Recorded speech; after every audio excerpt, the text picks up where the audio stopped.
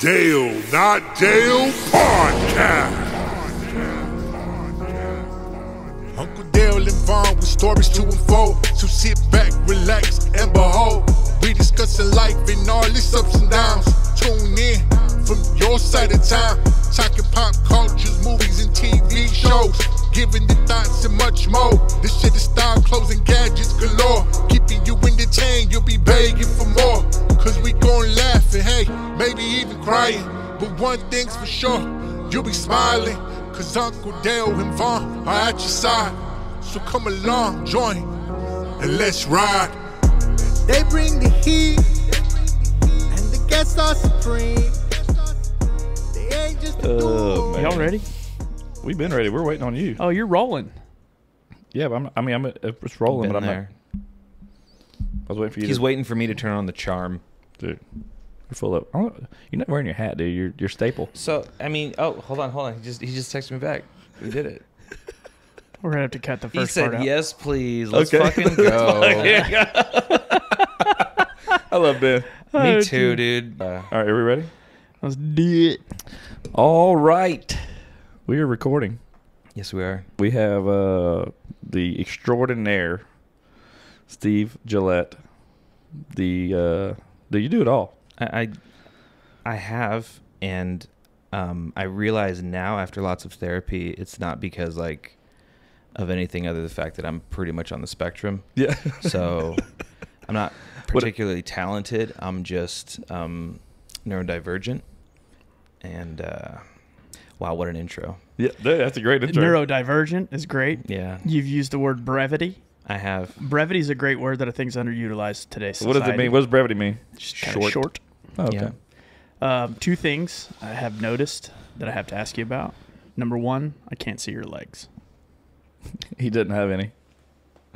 I don't know if this helps. I don't know the camera angles we're working with, but it's what I got to contribute. It's those pants. So- oh, I get it. It's the camo joke. Camo All joke. I'm really slow on the Camo uptick dad right joke, now. dude. Yeah, Come I on, got man. it. Okay. Come My on, bad, bro. my bad. I'm not Number there. two, this is the first time I've seen you without a hat. And I think after that little thing that we just had right there, I think it was your thinking cap.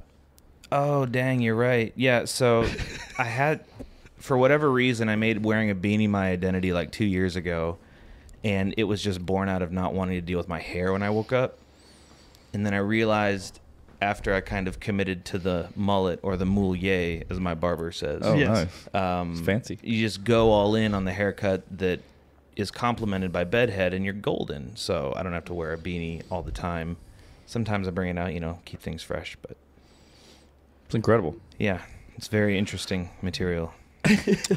So anyway, we gotta get a little bit. We gotta get these people knowing a little bit about you. So Yeah. So Steven, we met you earlier this year Indianapolis? at the Indy 500. Yes. So Steve, When I was being antisocial in the suite. but we brought it out of you. Yes, I appreciated it. Yeah. Yeah. And so we met. So Steve works for Good Ranchers, who's our podcast sponsor, and you do what for them? So my official position is Chief Creative Officer, which always feels silly to say out loud, but it's just a creative director who also gets to make decisions. so I you're guess. the CCO. Yes. So if you ever see anything cool that Good Ranchers does, merch, ads, anything on social media, that's you creating, right? Pretty And much. also, if you see anything that's shitty they do, it's also me. It's so. Oh, I would just say that that's somebody dude, else. I've never seen anything that you've done that's shitty, man. I'm not gonna Just lie. wait. Nah, It'll happen. I love it. You've You're not done paying attention. You've done a great job. You done, yeah. You know, the funny thing is people who are in your line of business, they're the ones that pick out the shitty ones and nobody else does. What do you mean? Like you could see, like, oh, I really screwed that up, but nobody else does Oh, yeah. No. because you're the one that created it. And we're just fluffing you. Yeah, well, it's one of those things, like, before I worked at Good Ranchers, I was at an agency for 6 years, and I think, first off, designers are the worst people on the planet. They're, like, I hate all designers with the exceptions of the ones that know personally, and I'm not talking about you. Because... We'll zoom in on that. Yeah. It's the fact that designers think that normal people think like designers, and normal people do not at all. And all of the tiny little details that they obsess over just don't really matter. And It's one of the more freeing and discouraging things I've learned all at the same time. Yeah. Yeah. So how do you act different than others, or you act like that too? Or do Oh you no, think everybody thinks I'm totally a douchebag too. I'm not. I definitely have my proclivities towards being insufferable, but I try to bed that down. I don't know. Maybe I'm hoping self-awareness makes up for a lot of other things. Yeah. So we met you then, and then we hung out again at the next indie. And for whatever reason, you thought it would be a good idea to get me talking about playing Magic the Gathering, which That's going to come up. I know it's going to come up. Yep. I'm so afraid of it because I will just go full on fixation mode Dude. and start nerding out, and I don't want to do that. Whenever to we'll cut you or to off. them. Whenever, All right, whenever cool. Post Malone did the same thing on Joe Rogan. Yeah, but he's Post Malone. He can do that. I know, but it was awesome. Yeah. Dude, if Because you, he's so because he's so passionate about it. You got to like respect Dude, if it. being passionate is the cost to entry, like what makes it okay, then I got you. I can be passionate about all kinds of I mean, things. it was real nerdy, but Great. it was cool. I think you're down. better than Post Malone. Yeah. Can you sing? No. Neither can he. He just uses auto tune. No, he can sing. Okay. You don't think so? I've never listened to Post Malone. No, you And haven't. I swear it's one of those things where the last few years, every time he's come up with a conversation, I was like, I've never actually listened to him. And then I just move on with my life. I don't even do anything about it. And it was like, I got to a certain point in my life where the same thing happened with the movie Top Gun. And I was in my 20s. I was like, man, I've never seen Top Gun. And every time I talk about how I've never seen Top Gun, people are like, oh, you've never seen Top Gun. Did they say it like that? 100%. Like they scoff? Yeah. They go, oh, I can't believe it. No, Top Gun.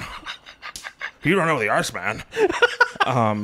And at that point, I was just like, well, fuck you. I'm not going to watch it now. No shit. Yeah. And then eventually I did. Oh, you succumbed to pressure? It wasn't, I mean, sure, but What was your man, thoughts? Thoughts? it was a shitty 80s movie. I don't know. Like, it The wasn't that new great. one's way better. Literally haven't seen it, and I probably won't. Because I got to make up for giving into the other one, I guess. You haven't seen Maverick. It's what I want to be the reality. That's what you It's want up to here. believe I that want- they're yeah. saying. For whatever reason, they're all from the town in Footloose, I guess. They- yeah. They have that kind of... No dancing. Yeah, none. I've never seen Star Wars. You see, okay, Star Wars. Okay. Apparently, a lot of people like Star Wars. I'm just kidding. I loved Star Wars as a kid. I was 7 years old for Christmas. For Christmas, I got the Star Wars original trilogy on VHS. I watched that shit 3 times through between Christmas Day and the next day, like the whole thing. I Yeah. loved Star Wars as a kid. And do you know what I don't like anymore and can't be bothered to care about is Star Wars. Really? So thanks, Disney. Like, you're really letting down the nerds, man. I don't know. Is Star Wars even nerdy anymore? I feel like there's this weird cultural shift where in the last 15 years, what was like alienating nerd like interests have now like just become the zeitgeist. I remember when the anime kids were weird in high school. Yeah. And now it's just like, Now, like, all the celebrities are big into it. And stuff. yeah. I was like, oh, I It's really mainstream. like Trigun. I don't know about Naruto. Like, I've never watched anime. I don't even know. I don't even know what Vaughn's a anime big fan is. of hentai. yeah, well, we all handle it differently. I don't even know what that is. It's Can you explain it to it's me? anime pornography. So you watch I don't. No, I'm saying so one Let's make that very clear. So one that indulges in hentai hypothetically, sure would watch cartoons yes, having sexual encounters. yes, Not into that. yeah. At least I don't. You know what I always say? Like, you don't know if you don't know, or you have to try it to know if you don't. Well, how about you report back and let us know? I will. I'll do it on the Second episode, we're going to do that. the Alright, cool. Astros are playing tonight, so on the 7th inning stretch, I'll watch a little hentai. Get back to you. Man, 7th inning stretch is going to take on a new meaning now. It All right, is. cool. It is, yeah. Thanks for that one. That's just going to be in my brain for the rest of my life. Yes. So how long you been at Good Ranchers? Oh yeah, we were doing this whole thing because people don't know who I am.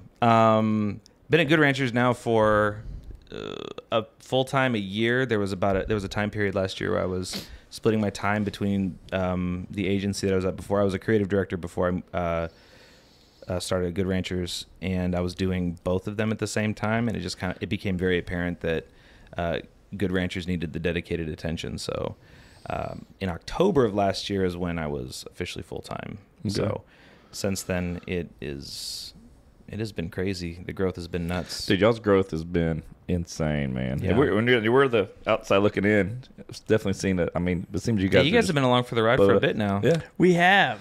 And you know what? they've been good to us, man. They and For no reason, I don't know why. one of the Same. things one of the things that I like about them is, I mean, they have their names on some big celebrities out there. Like us.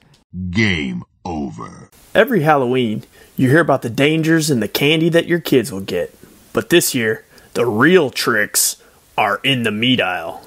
Good Ranchers wants to take the trick out of your meat, and they're throwing in a treat for my listeners. Lab-grown meat is growing more and more popular. Foreign meat dresses up in a product of USA label, and mRNA vaccine development is on the rise for agriculture. What's in your food and meat is even more in question than ever before. Amidst these haunting truths, the real hero rises. Good Ranchers. As the number one place to get America's beef, pork, chicken, and seafood delivered, Good Ranchers products are transparently sourced, all-American, and delicious. When you shop at GoodRanchers.com, you don't have to question where your meat's coming from. We know. It's America. Duh.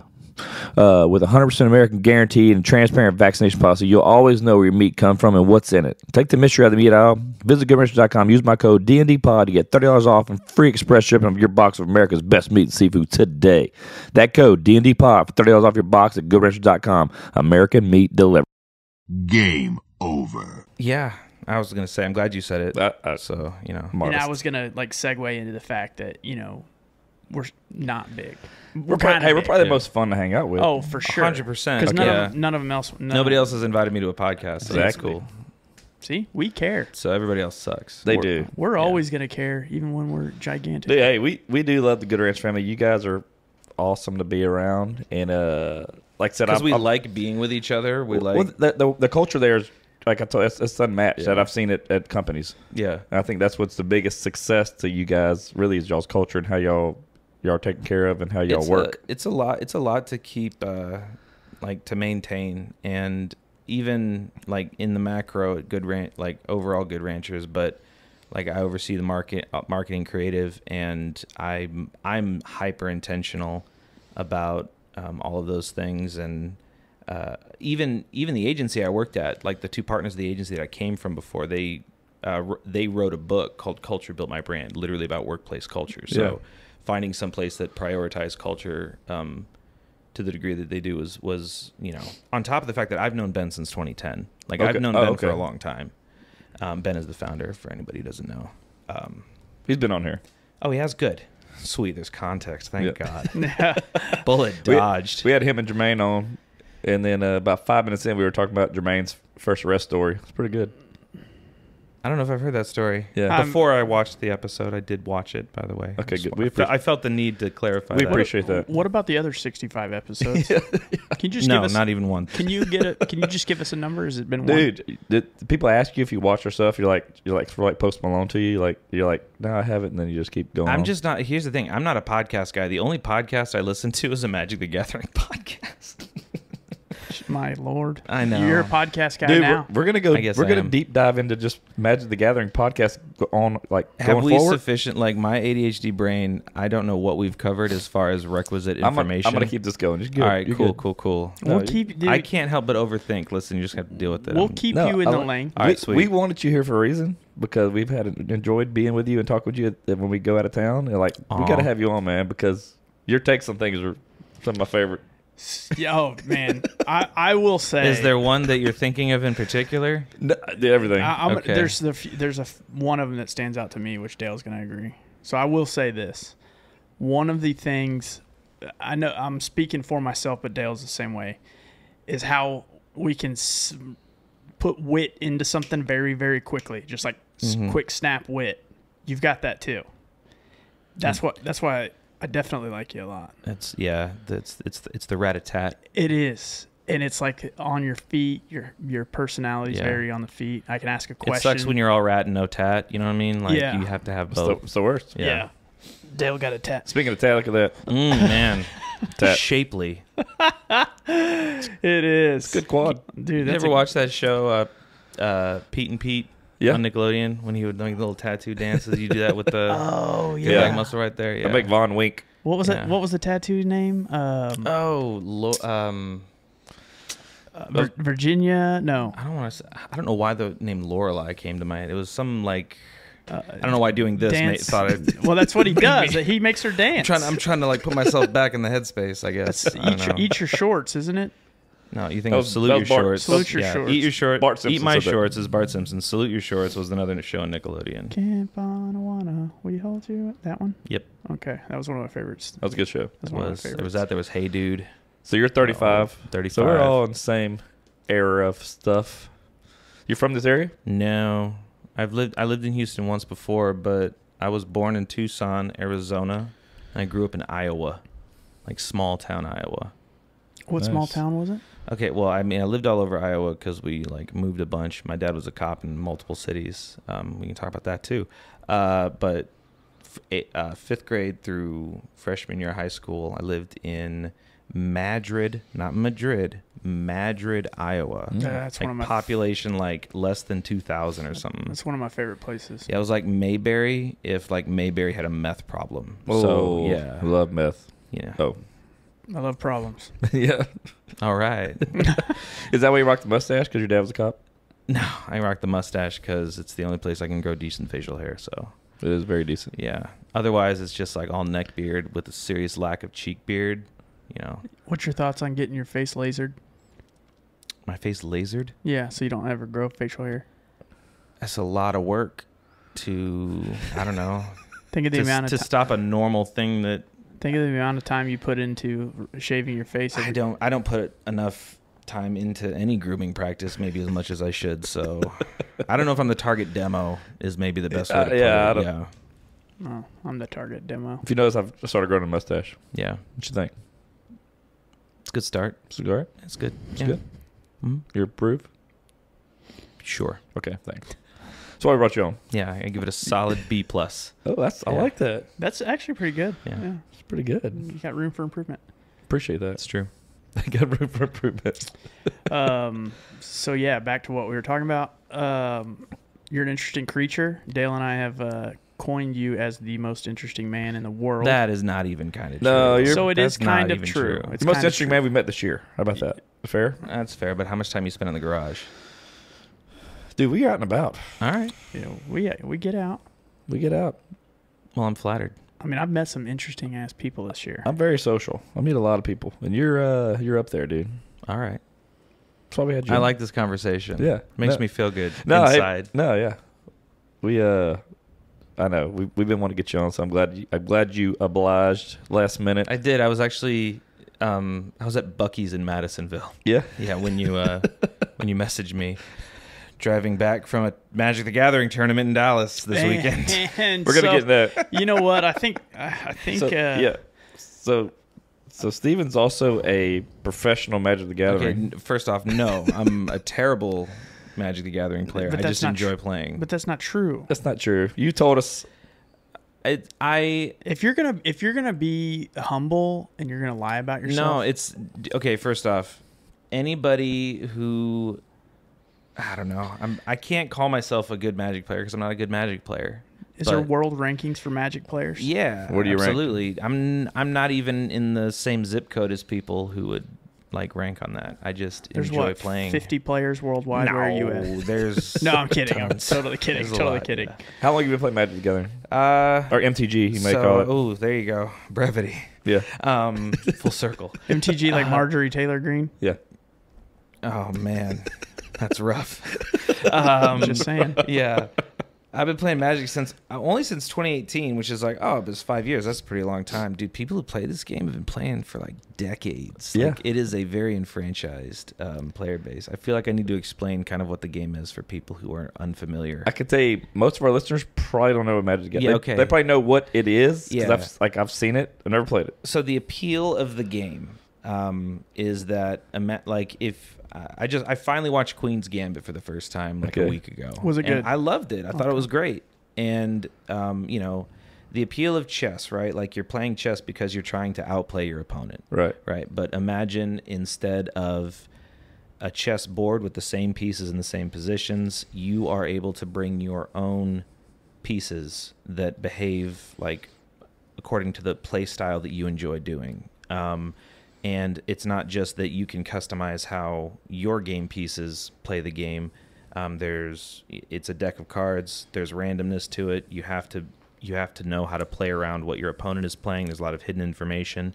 So it's like chess and poker, but if you could customize the pieces that you bring to it's not just the game based on luck what you draw. You bring your own. Oh yeah, like there's luck involved, because if there was no luck, then it would just be chess. Because chess is just a game where everything is known all the time, and you just have to be better at those same pieces than your opponent is. Than your opponent plays those pieces. So the fact that it's customizable, that there's hidden information, and there's variance because the decks are shuffled and you're drawing randomly every turn. You have to factor all of those things in. It's resource management. It's all these different things. I think it was Popular Science said it's the most complex game that's ever existed because of the amount of variance that can. So, for whatever reason, I started playing in 2018 because it was like over Christmas break of 2017. I was like, man, I really feel like I need like a good nerdy hobby game to like play with the boys, you know? And she reminded me, it was like, you know, right after we first got married, we tried like me and her tried learning how to play like Magic the Gathering by like buying something at Target and teaching ourselves how to play. That did not go well. That was just is way too big brain to just learn at a kitchen table. You talking about your wife? You mean your wife? Yes. Okay. Yeah. Just making sure. Yeah. And then we forgot about that, and then me and my wife got really into the Minecraft beta at the time. It was 2011. That's when I got married, and it just kind of fell by the wayside. She reminded me of it, you know, in 2017. I was like, oh, maybe I'll give that a shot again. And when I started playing it, the first time like I won, I was like, oh, this is kind of great. Was it a rush? Yeah. I was like, I realized like, oh, I forgot. Part of the male DNA is that you like to be competitive, and you like to kick somebody else's ass at something. Hell yeah! And this is a way to do it without needing good knees. So I was like, you know, benefit. And I told my wife that as soon as I started playing, I was like, dude, if I could get some like nerd rage dude to just like flip a table after a game after I beat him, I'll stop playing because I wouldn't be able to ascend any higher. That's all I want to have happen. Did you get disqualified for doing that? Oh, yeah, you absolutely do. Has that happened yet? No. Dude, you gotta step your game up. Nah, it's like... Can you taunt somebody on the other side? Oh my... Okay, so that... I love this. So... I love it. Table talk is one of my favorite ancillary aspects of the game. I bet you're good at that. Well, I could be a lot better at it, but I'm, you know, if you've seen a lot of like World Star videos, they're like Yu-Gi-Oh tournaments, like those things can like turn violent. Yeah, I always joke that Yu-Gi-Oh is the official card game of World Star. Like fights will just break out, and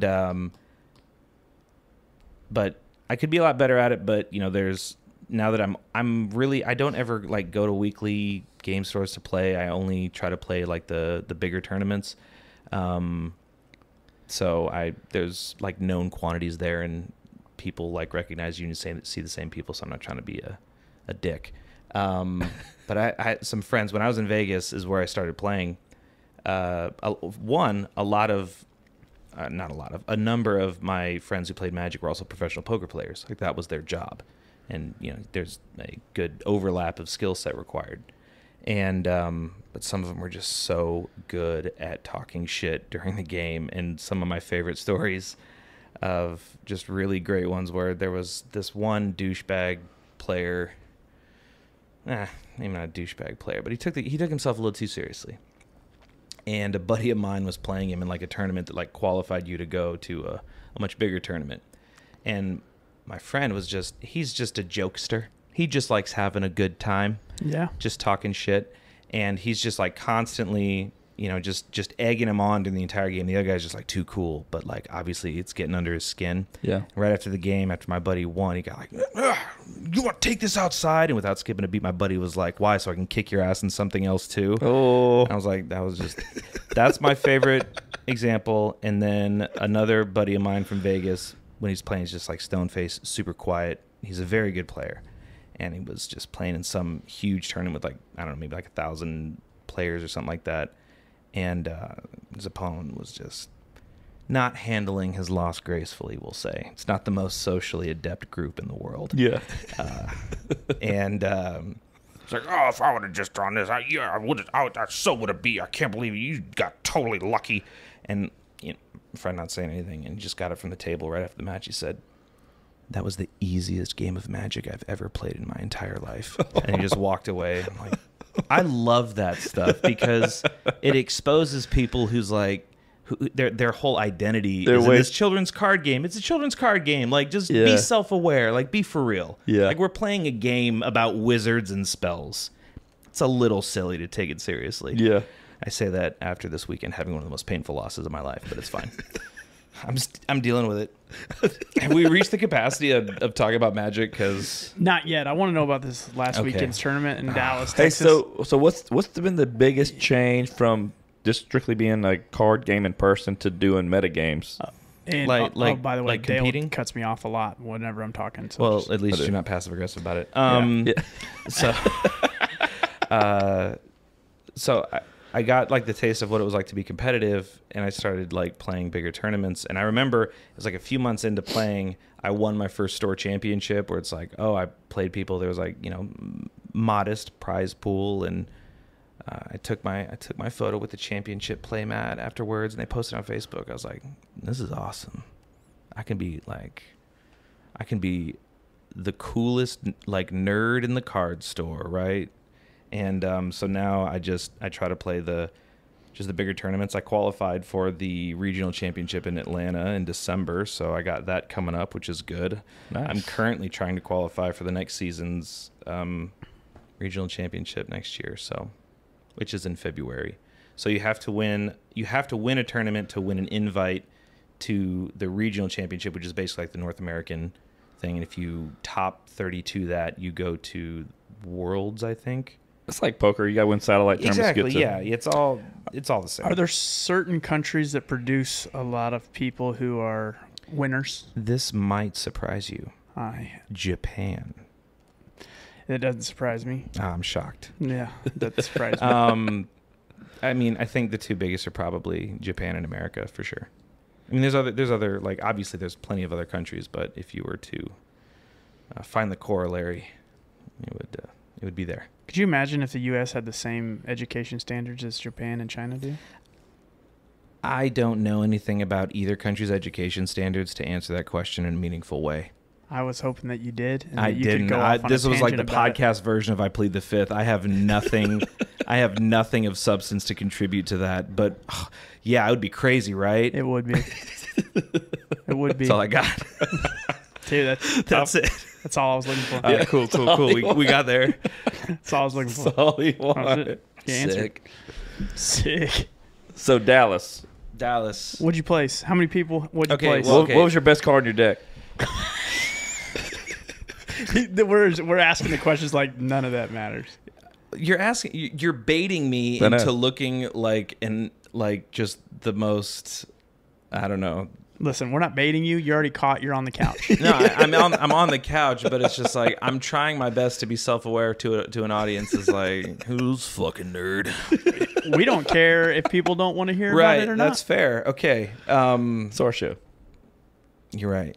Yeah, I want to hear about it. All right. So it was the main event was on Sunday. It was a 10K tournament, and there were like 300 people like playing in that tournament, which as far as bigger tournaments, it's like a little smaller.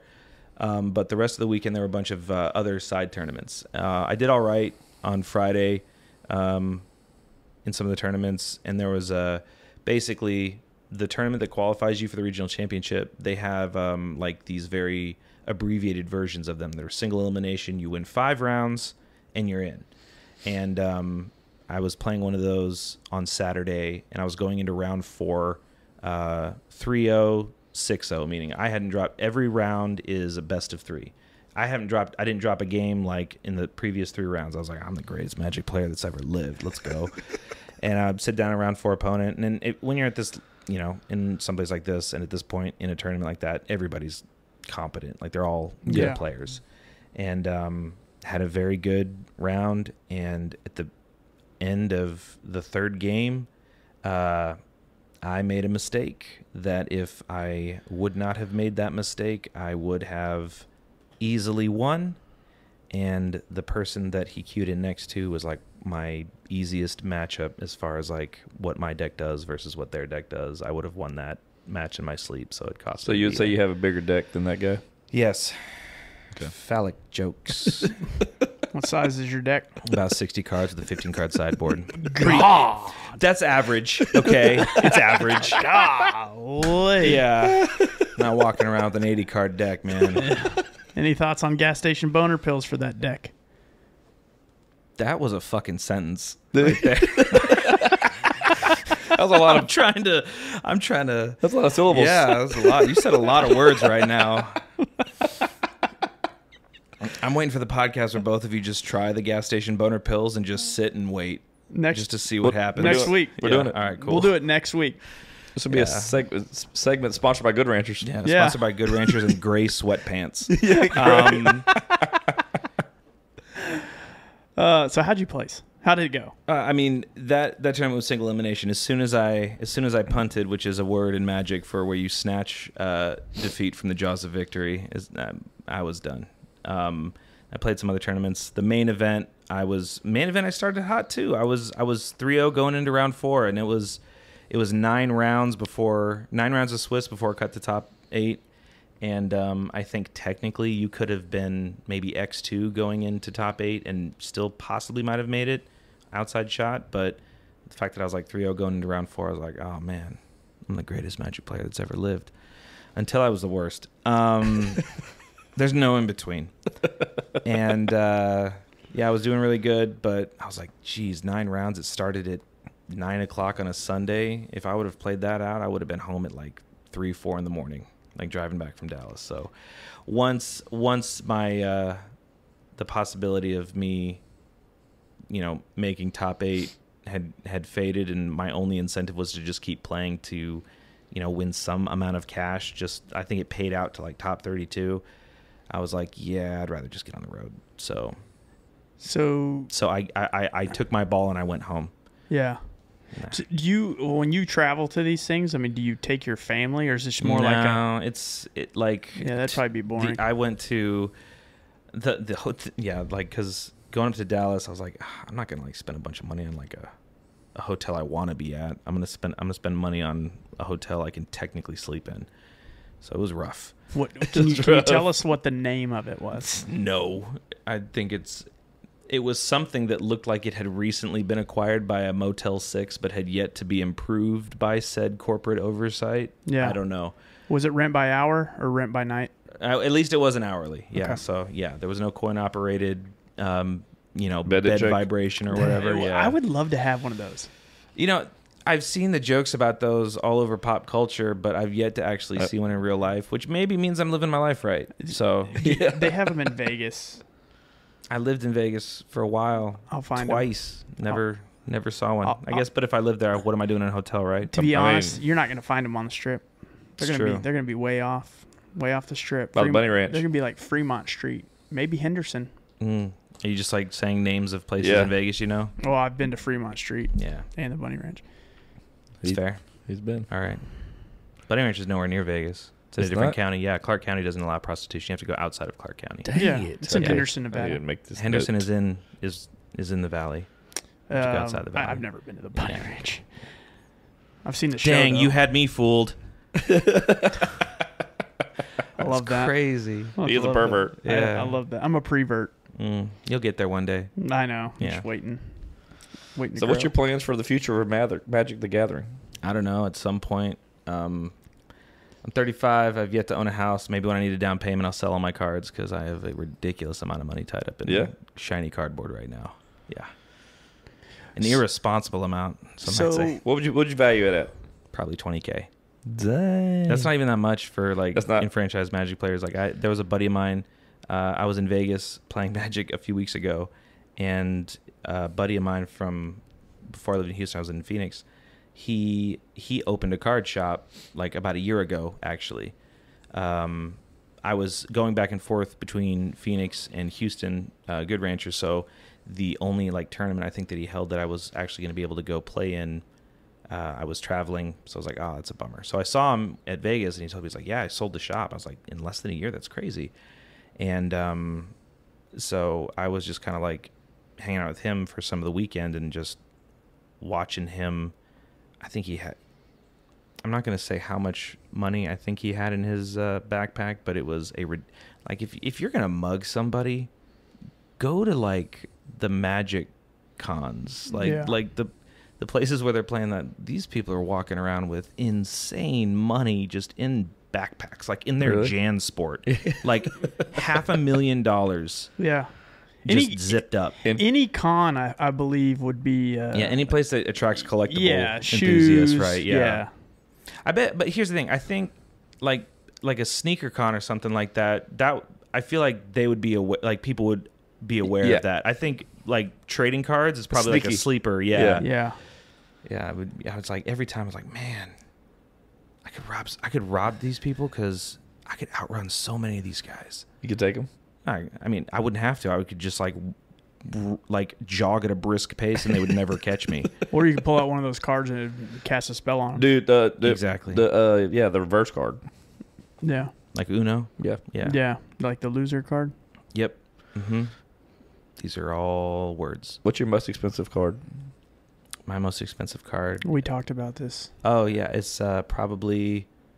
It's either my 7th edition foil Lord of Atlantis or my Judge promo Force of Will. Those two are my favorite cards. Yeah, I highly recommend everybody get those in your portfolio ASAP. How much would you be willing to sell each one of those for? $500 each. They're not, I mean, I have a play set of them, which is like 4 copies of each. So, okay, it's like sneakers. You got to have one you wear, one you keep back. Like you have one you just. Or cars. It's like in sneakers. Usually, you want one for your right foot and one for your left foot. So. No, but you know what I'm saying. You want to. I guess you want a dead stock. I don't know. I wear. Yeah. If you is that what people do when they collect them? They get 2 pairs. They wear one. Yeah. There you go. It's just like cars. People do that with cars. Is that okay? Yeah. See, I have one set that I use of these collectibles, and I just use them. So, okay. If you say so. I do say so. Okay, cool. We say so. Got it. Yes. As in the people. And that's what this is for. It's for the people. It's for the people. Well, I think that was good on the Magic the Gathering. Okay, good. I was like, I feel like you were getting in there. No, what? No, Yeah. Dude, you were ready to. I'm always ready. That's the thing, but I know how ridiculous it is. So, you know what? I love that it's ridiculous. Though. Good. All right, great. I love that. So, what's your thoughts on maybe possibly running for president one day? Ugh, no way. Yeah, never. You wouldn't do it? Would never do it. Not even the president of your Magic the Gathering club? Ew, no. That'd be worse. No, it's like it's not. Like I said, it's not the most prestigious group to be affiliated with socially. So, do you like when you go to these places? I said we're gonna get off Magic the Gathering, and I lied. Cause maybe you need to chill out on Magic the Gathering. Okay, I think people have heard enough. Do you ever like when you go to these places? Do you have like sponsors and stuff? I mean, some people do. Like people who are really good, they have like teams and they're sponsored, and but I don't. Like the thing is like people who play this game to like be a professional or like play it at the highest level, they're like constantly changing what they're going to play. It's like, oh, I think this would be the best deck to take into this tournament because of all blah blah blah blah. I play the same thing every time just because I like playing it. Like, so I know that I'm never going to be at that level, but I don't really care enough to be at that level because, I don't know, my identity is not in a children's card game. I like playing it. If I can do good competitively, awesome. But I'm not going to make it my whole deal. Yeah. Can you make a living doing it? I think some people do. I think it's really hard to. Seems like it feels like a grind. Like not only would you have to constantly be doing really well in like the bigger tournaments, but you have to be streaming all the time. Oh, Twitch. That's like adult films. Do you do Twitch? I did. So I have I think I actually a week ago I streamed on Twitch for like the first time because I was like, all right, I got to get ready for Atlanta. Might as well like stream on Twitch. Could be fun. So I've done it exactly once, and it was like meh, it's fine. But I think I had like maybe 2 viewers at one time. Oh, nice. So hitting them numbers. Yeah. Are you're not twitching to get back? Oh, you see what we did there? Yeah, I did. Call that low-hanging fruit.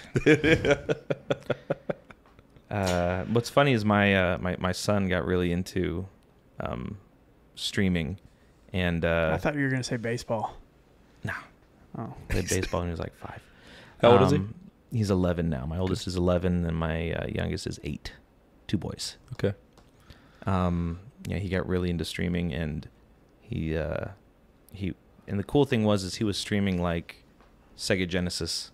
Like he was streaming Sonic 1, Sonic 2, like on the Sega Genesis, and obviously he would like play Fortnite. And my kids are really good at video games. Yeah.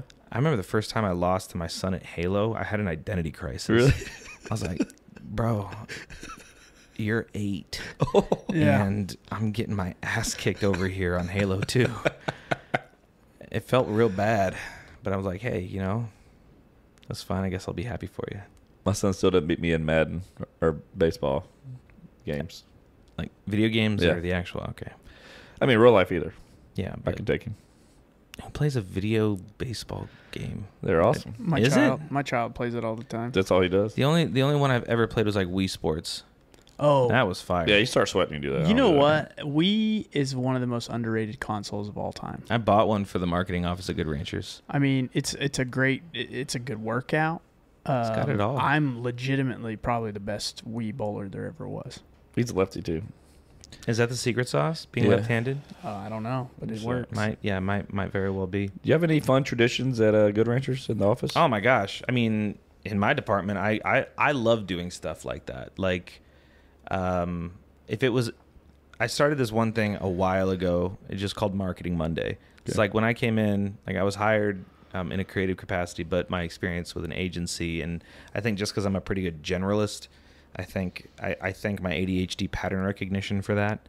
I had to do a lot of like marketing oriented things, and one of the things I had to implement was how do we actually create a process around, you know, creating an editorial calendar, like a marketing communications calendar. And it was a constant need. So I was like, okay, we need to just make this part of a routine, like a ritual around it. And so I instituted Marketing Mondays. So Marketing Mondays is like, it's like hell or high water. It's always happening. And it's in its current form, you know, we have it's an all day thing. And now what we do is we bring somebody from the customer experience team in. We cycle people in who are actually dealing with the customers to be a part of it.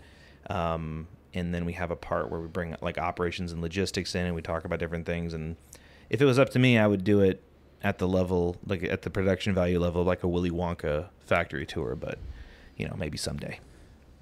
I just like, I love the ceremony. I love a good theme. Have you ever been in the Willy Wonka factory? Is there a Willy Wonka factory? I mean, Willy Wonka is a legitimate candy maker. Guess that's true. I don't know. We need to find out. They got a new Wonka movie coming out. Probably do. Oh, they do? I'm saying like it's factory, but I wonder if those movies are just like, where's all the slave chocolate from? Is it the Ivory Coast? Is that where it's from? I think it is, right? Slave chocolate? I mean, you know how the whole fair trade thing? It's Yeah. like, hey, like there's a lot of really shitty like practices about, you know, with coffee and chocolate and got with like what battery production, cobalt, like all these like 8-year-old Yeah. African kids are mining all the cobalt or whatever. Mm-hmm. I'm wondering if like the emphasis on Oompa Loompas is ever gonna like bite him in the ass. Yeah. And like, what's your supply chain look like, Wonka? It's like, oh, this is a lot more based in reality than maybe they would have realized. There's always a kernel of truth. Probably. What's been your favorite marketing that you've brought to Good Ranchers? Like marketing idea, thought, or campaign? Oh man. And we'll talk about the current one after that. Yeah. Okay. I forgot about that. Jeez, I don't know. This is one of those things where I really wish I had an answer prepared because there's very obvious ones out there that I know of, and I'm just straight drawing blanks right now. Because they probably weren't that good. Yeah. Well, I was trying to say it earlier, and you guys were like saying no. Just kidding. Yeah. What about the Lucky Charms one? Lucky Charms. Oh, the thing that went viral. That had nothing to do with me. That was just all Michael writing a blog. Yeah. Yeah. He found some crazy thing and he just wrote a blog. I was like, great, ship it. I did really like the thing that we just made that you were alluding to, honestly. Like, let's get into that. Let's Let's get go into ahead. that. Let's Okay, uncover it. Okay, so this is we're in. Let me give the context. Okay. So just one day I get a random hair up my ass. I was like, ooh, I have an idea. And there's an inside joke in the marketing department that it's like, oh, Steve has an idea because I have what I call the idea face, Okay. which basically just looks like the YouTube thumbnail face. Like randomly we'll be in a room and I'll just go, and I don't do it intentionally. That's actually how I'm feeling on the inside. I'm that excited about the idea I just had. Okay. And so I had an idea. I was like, oh, hold on, I think I have an idea for like a commercial. So I storyboarded it real quick because it wasn't even worthy of a script. It had barely any dialogue. And so the premise of the ad was, it is the interior of a house, doorbell rings. It's implied that it's Halloween because a woman grabs a bowl of candy off of the counter to go answer the door. Opens the door, much to her chagrin. She finds a box on her stoop that looks very reminiscent of ButcherBox, the current industry top dog of the meat subscription world. And but it's obviously not ButcherBox because this box says ButcherBox, 2 O's. I never It's thought. I never got the Halloween. correlation. Yeah, I didn't understand how they could have possibly inferred that either. And as soon as she sees it, she is obviously horrified. Yep. Yeah. And so she just freaks out for a little bit, then snaps out of it, realizes oh, something's awry here, and then the box itself it's the cardboard box equivalent of the bedsheet ghost Halloween costume, right? Where the flaps of the box were kind of splayed out, and there's 2 little eye holes cut into it. And she just lifts it off, and it's like, oh, it's a Good Rancher's box, and she takes it inside, and there's children cheering, and it's just ridiculous. It's like American Meat. Amen, brother. Yeah. Ooh, that would be scary. Yeah. So what's transpired since then? So we posted that, just a little micro campaign called Trick or Meat, haha, wordplay,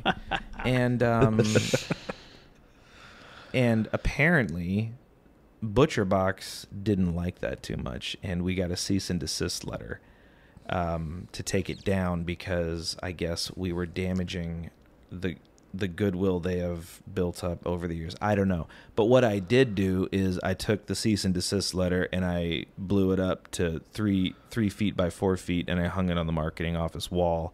I'm very proud of that. That means you've made it.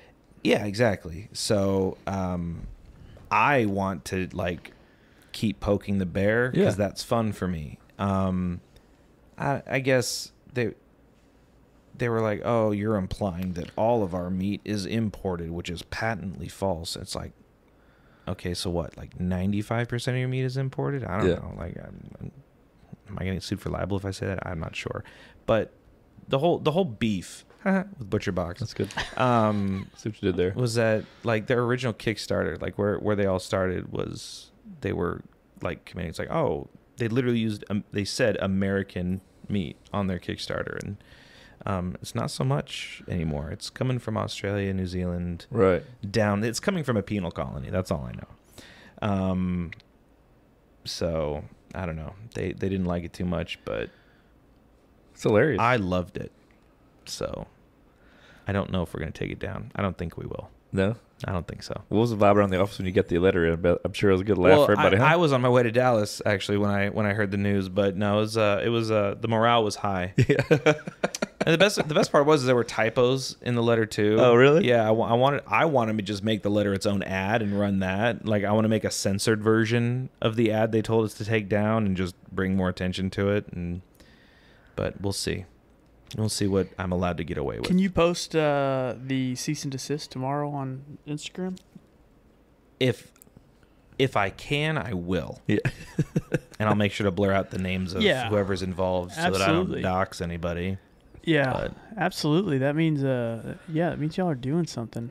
And a cease and desist just means, hey, anybody can write a cease and desist. That's just can you stop it, please? I don't like it. A lot of the people you talk to talk like that. They talk weird. Yeah, it's weird. It makes your mustache It's crazy. Yeah, it does. It's like, Yeah. I'm just gonna do some mustache ASMR right now. Dude, that's very relaxing. yeah, I just feel. Tingly. What are your thoughts on ASMR? It's weird.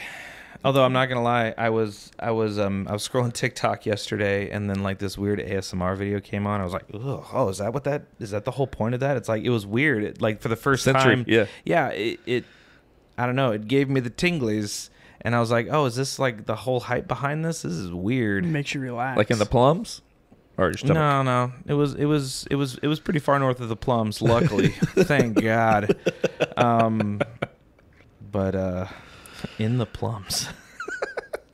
I'm saving that one. Okay. That's good. Next time I just have a hunch. I'm just gonna feel in my plums. Feel it in my plums, yeah.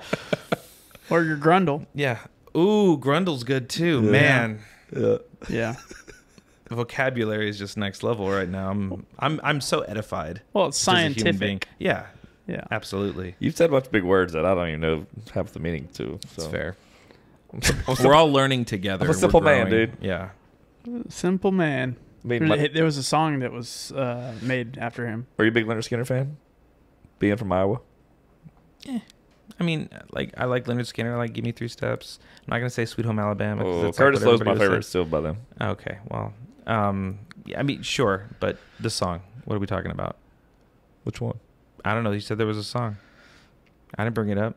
I just went ADD. I don't know. Simple Man. He said Simple Man. Oh, okay. But that was Leonard Skinner? Yes. Oh, hell. I thought it was like somebody recent. Doesn't somebody else sing Shine Down redid it. Shine Down. What's your favorite music to listen to? Gotta catch me in the right mood. How about this? I bet I'll give you. it's hip hop. Now I'll give you my Mount Rushmore. My Mount Rushmore of songs. Okay. My top 4, but not in a particular order. I said that. I got to make sure that I can remember them after I've already committed to it. Okay. Probably I Never Loved a Man the Way I Loved You by Aretha Franklin. Family Business by Kanye West. Oh, I love that song. Copper Line by James Taylor. And Semi-Charmed Life by Third Eye Blind. That is my It's a great song. all-time It's top very 4. very eclectic. You're a very eclectic person though, so that makes sense. I list like it's kind of a cliche to be like, oh, but I like everything. I think that I do. I hate I love everything, but I hate with a passion that burns with the fire of 1,000 suns. Country music. Modern contemporary country music. I love bro country. I would be. Oh my gosh! But that makes sense though, right? Makes me want to swallow a gun. It's God. it's yeah. But the thing is I like bluegrass a lot. I like Appalachian music. I like classic country like Dolly Parton, Loretta Lynn, all about it. Willie Nelson, love it. Oliver Anthony. Who? Oliver Anthony.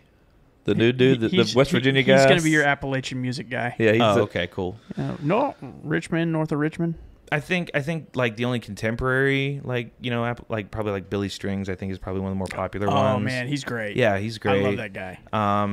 But I'm not super fluent in that side of the world. I think a lot of people just got introduced to that from the movie Oh Brother Where Art Thou, which I think is probably in my Mount Rushmore movies as well. Oh man, Oh Brother Where Art Thou is one of the greatest movies. I love that movie. Seen it. So what's your? It's a good movie. What's your Mount Rushmore movies then? Oh, this one's hard. Mine's got Bloodsport in it for sure. Not bad. Let's see. Of course, now I'm thinking about it. Maybe Oh Brother's not in it, but I think Wayne's World. Great movie. Gladiator. I love The Prestige, and let's see what. Golly, I feel like I'm just trying to get a good summation of movies I like, but Dumb and Dumber. It's not up there. It is up there for sure, but I wouldn't say it's Mount Rushmore. What's Eating Gilbert Grape?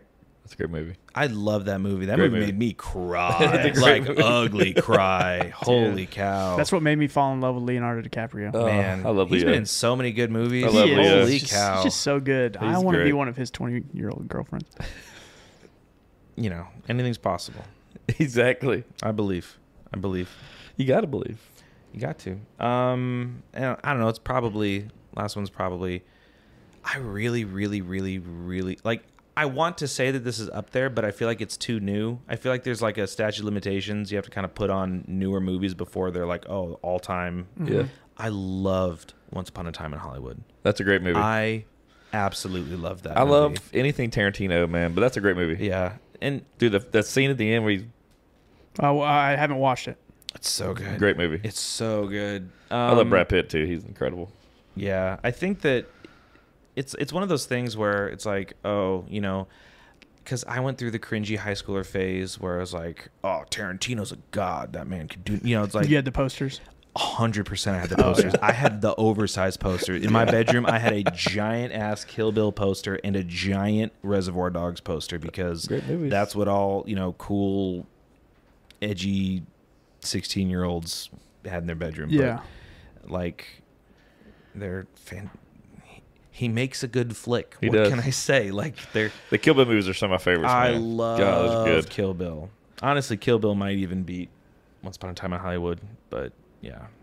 Anyway, we were talking about something. I don't remember what it was. No, you're still on it. Your favorite movies of all time. Yeah. Were you into sports? You look like a big sports guy. No, not really. Do you know who is in sports? My oldest son. Yeah. Up until yesterday, he was the first place in the Good Ranchers Office Fantasy Football League. Yeah.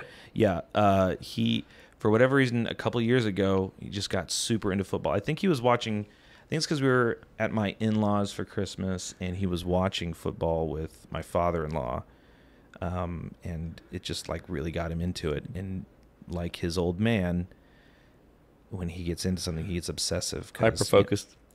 He got a touch of the tism from his father. Yeah. Like, which, you know. Have y'all found his dad? Yeah, he's doing some podcast.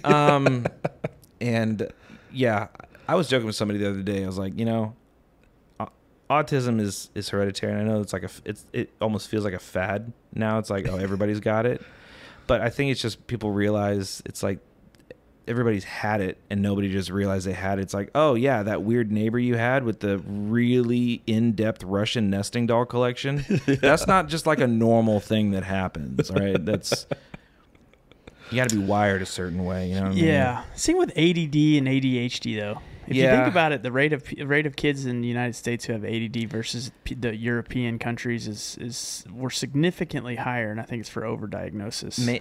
I would not disagree with that. I have a bunch of very unique perspectives on things because my entire life, kind of growing up, I had internalized this idea that, you know, oh, that's not a real thing. Just pay attention, all these different things, not knowing. I went undiagnosed for so long, and my life was miserable because of it.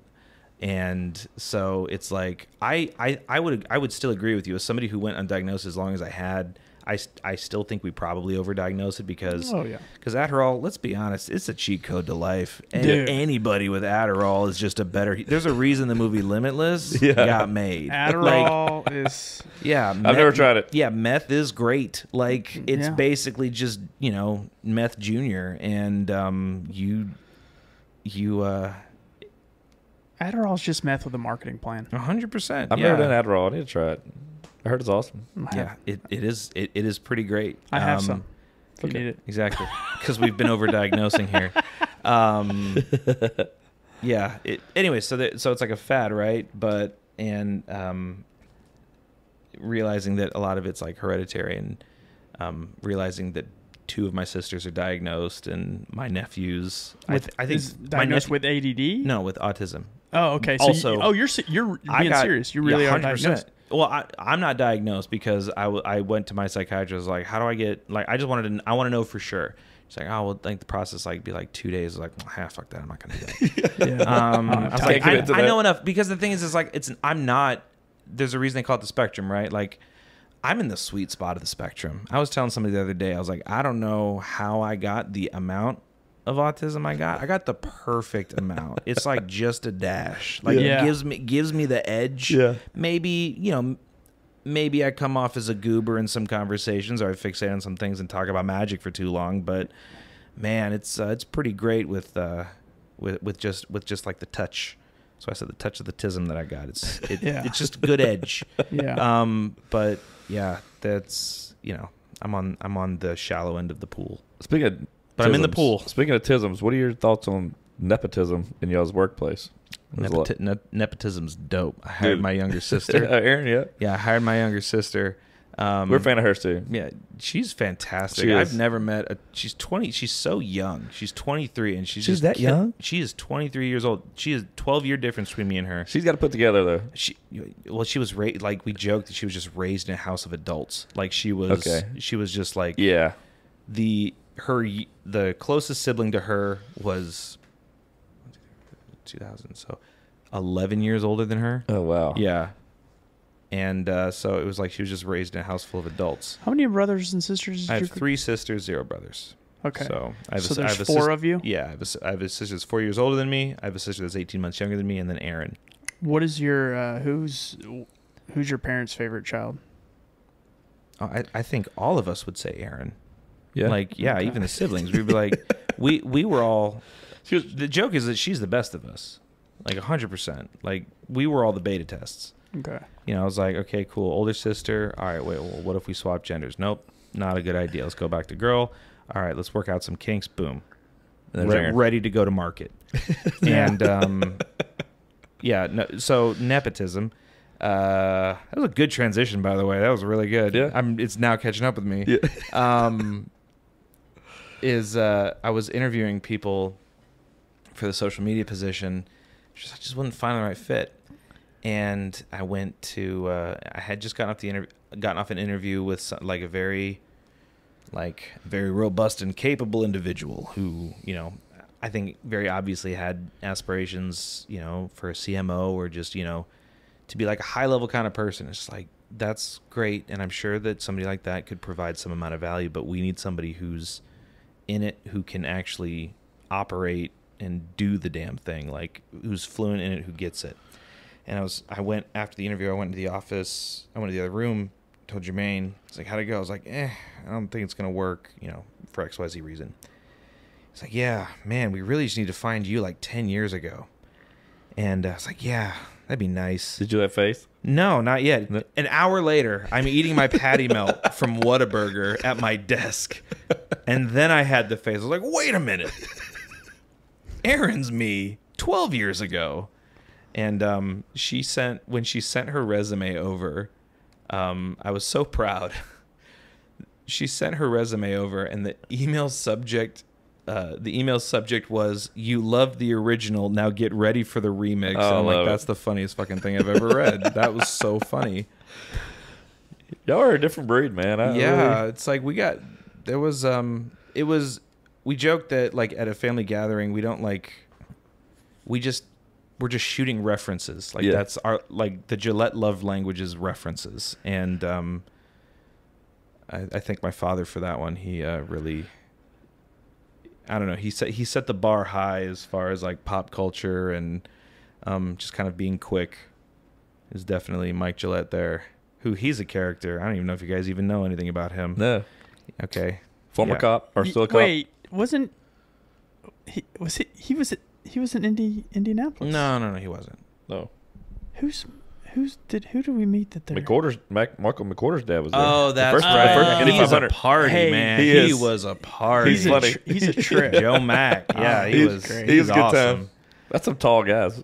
Oh, dude, their whole family, like Vikings, all of them. All right, so your dad. So yeah, my dad.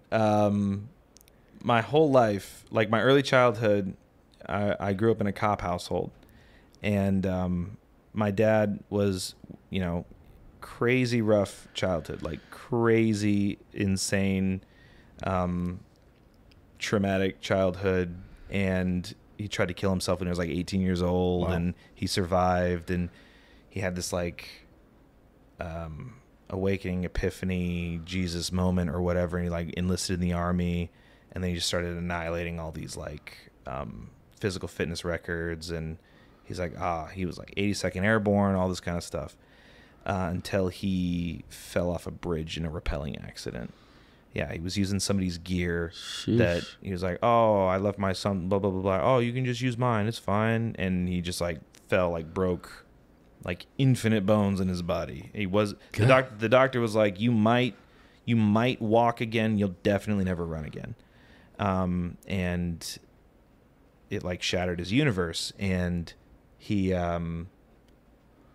eventually got to the point where he ran a marathon on a dare afterwards, and then he's like going to become a cop because, you know, I had grown up with this very skewed view of the reality of law enforcement, that every person in law enforcement was like my dad, was genuinely trying to like do the right thing, help the community.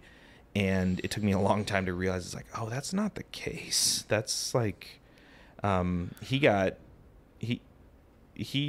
politics of law enforcement got to him multiple times over, and he was kind of like pushed out of places because he was trying too hard, or he was just trying, you know, being really extra.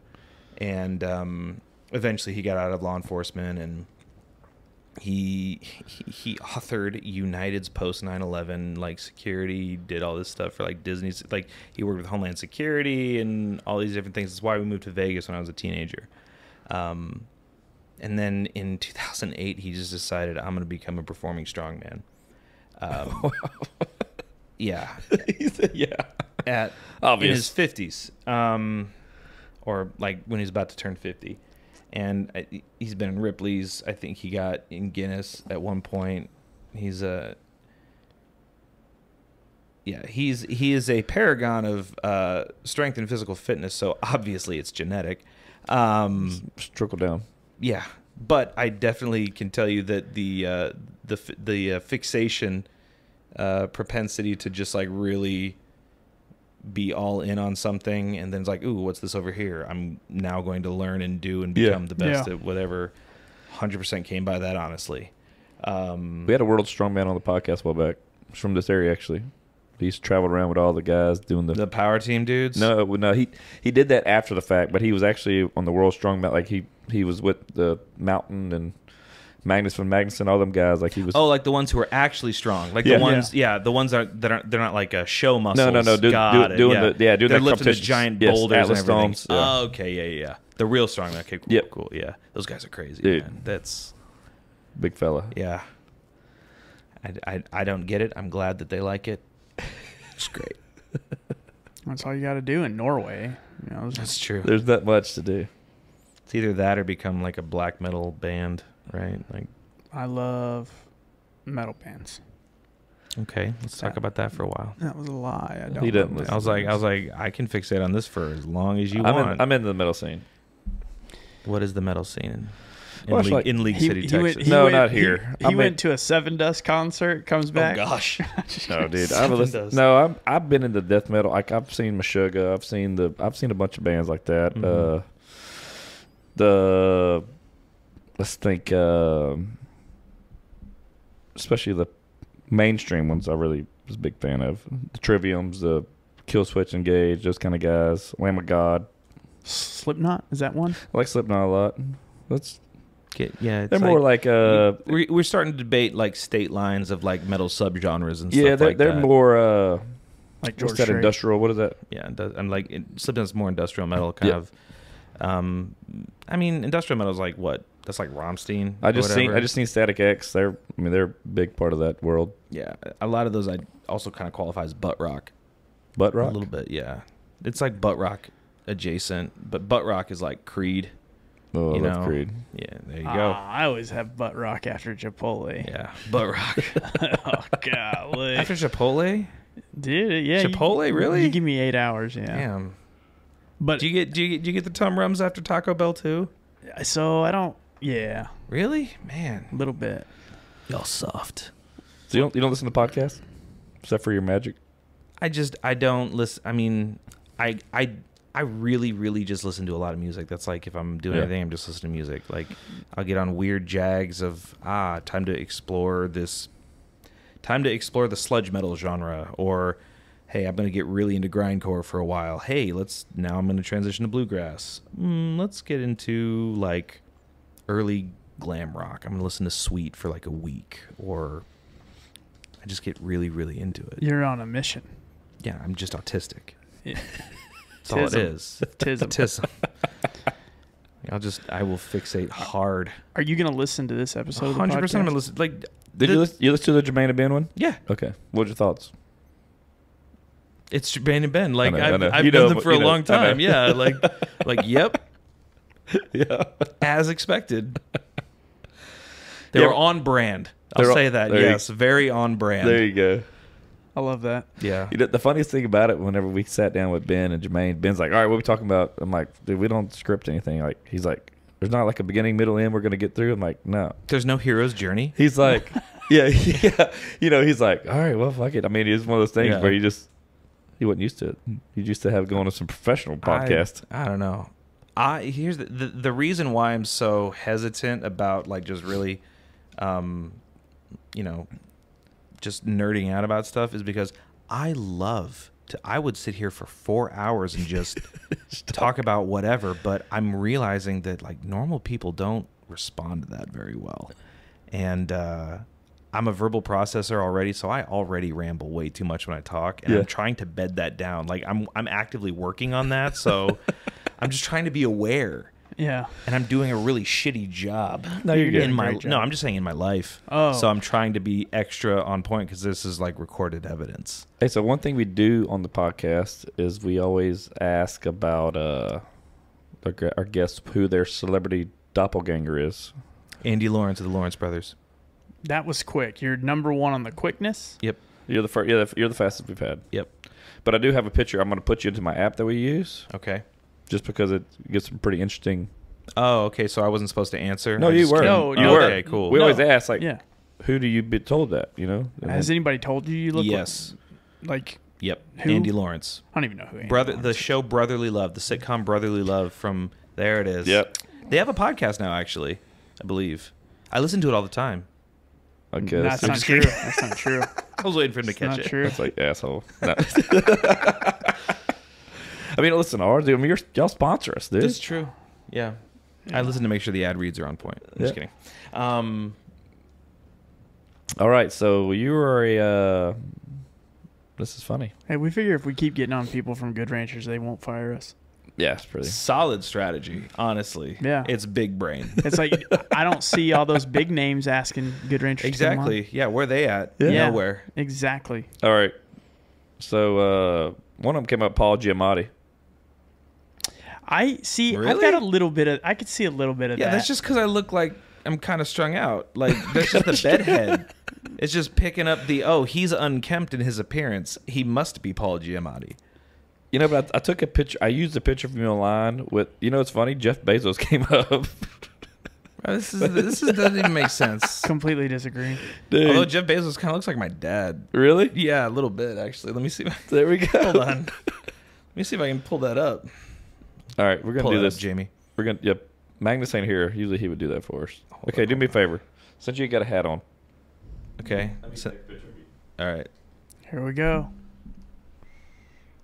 I love how happy you look. Dude. Do I? I'm trying to be happy, You man. got a great mustache. You do. If you don't, if you Ned have a mustache, Flanders. that's good, Ned man. Flanders is one of them. Bro, that's the second time I've been compared to third time I've been compared to Ned Flanders inside of a week. Really? Yeah, and I don't understand it. I think it's just like, what's word association with mustache? It's. Ned Flanders. I mean, it'd be weird if Dude, they Paul called you. Giamatti came up again. It would be weird if they called you Homer Simpson, you know, That's true. or Marge. Ted Raimi. Bro, I'm telling you, Andy Lawrence, like, I know, but this guy came up. who's that? Andy. I can't touch my phone. I don't know why. I don't know who that is. I don't man. either. I'm not allowed to touch my phone. I'll show you Andy Lawrence. We need to pop up Andy Lawrence. Oh man, he looks way better than I do. Shit, Who? man, this is aspirational. He's hot, dude. Who? I Paul, know. Paul Giamatti? No, Andy Lawrence is way better looking than I am. It looks like Remember- that looks like Matt Rife. Damn, He does- I looked like him when I was a teenager. I fell off. I fell off hard. Oh, dude. Dang, Dude, magic causes humbling. I mean, he looks kind of rough right here. That's true. magic causes a true. lot of stress, I hear. Yeah, we'll go with that. Dude, oh, here it is. Look. I can see it. You see a little bit? I can see it. Yeah. You also, in a way, kind of look like Mitch Hedberg. Rest in peace. I love Mitch I'll take Hedberg. that all day. He's great. I'll take that with honor. With I'll honor. represent him with dignity Yes. As you should. and aplomb. In the plums. I said and aplomb, but you're right. Yeah, in the plums too. Okay. I'll do it in the plums. What's your thoughts on AI taking over the world? Yeah, it's great. Yeah, you like it? I love it. Make your job easier? Do you use it? Yes, absolutely. It makes my job easier. I got a subscription to Midjourney. I got a subscription to ChatGPT. It's all fantastic. I do like ChatGPT. We do use ChatGPT for the podcast too. Yeah, it's great. He writes our blurbs for each episode. That's not true. I do it all. It's lying. I use ChatGPT is great for job descriptions. Yeah. It's fantastic. Yeah. And Midjourney, if you guys have never used it, is pretty wild too. I never use that one. So it's basically just this bot, and it lives in Discord, and you just message it on Discord. It does like a lot of it can do some kind of cool hyperrealism stuff. It struggles with more stylized, like actual artwork. And I heard actually OpenAI has their DALL-E, their kind of art generation thing. Just got an update. I haven't used it yet. I just got an email today. There's like some newsletter thing that's just like little blurbs of certain industries. Apparently, OpenAI was just valued at $80 billion. Yeah. 80 billion. That's crazy. You think AI is going to replace people?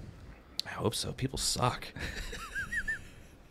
I love to hear that. Yeah, I'm like, what could it replace? That'd be great. It'd be honestly though. I wish it was replacing more of the mundane tasks and not the tasks like creating art. Yeah, that feels a little backwards, but Yeah. we'll get there.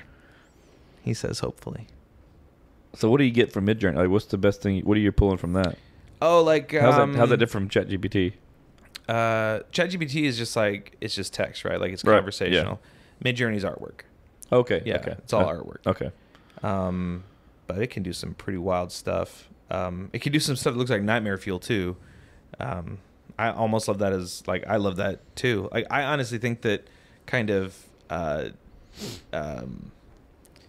Uncanny Valley AI artwork and AI videos, I love watching those. I think it's so funny because it's just slightly terrifying. It's like weird and something's off, but you like at best you don't know what it is. At worst it looks demonic and like it's melting.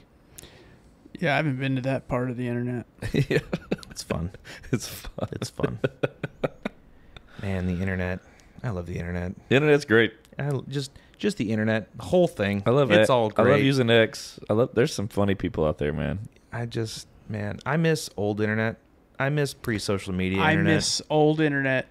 When the world was just wide open and everything, had its own homepage and you weren't just going to the same 4 websites all the time. I know.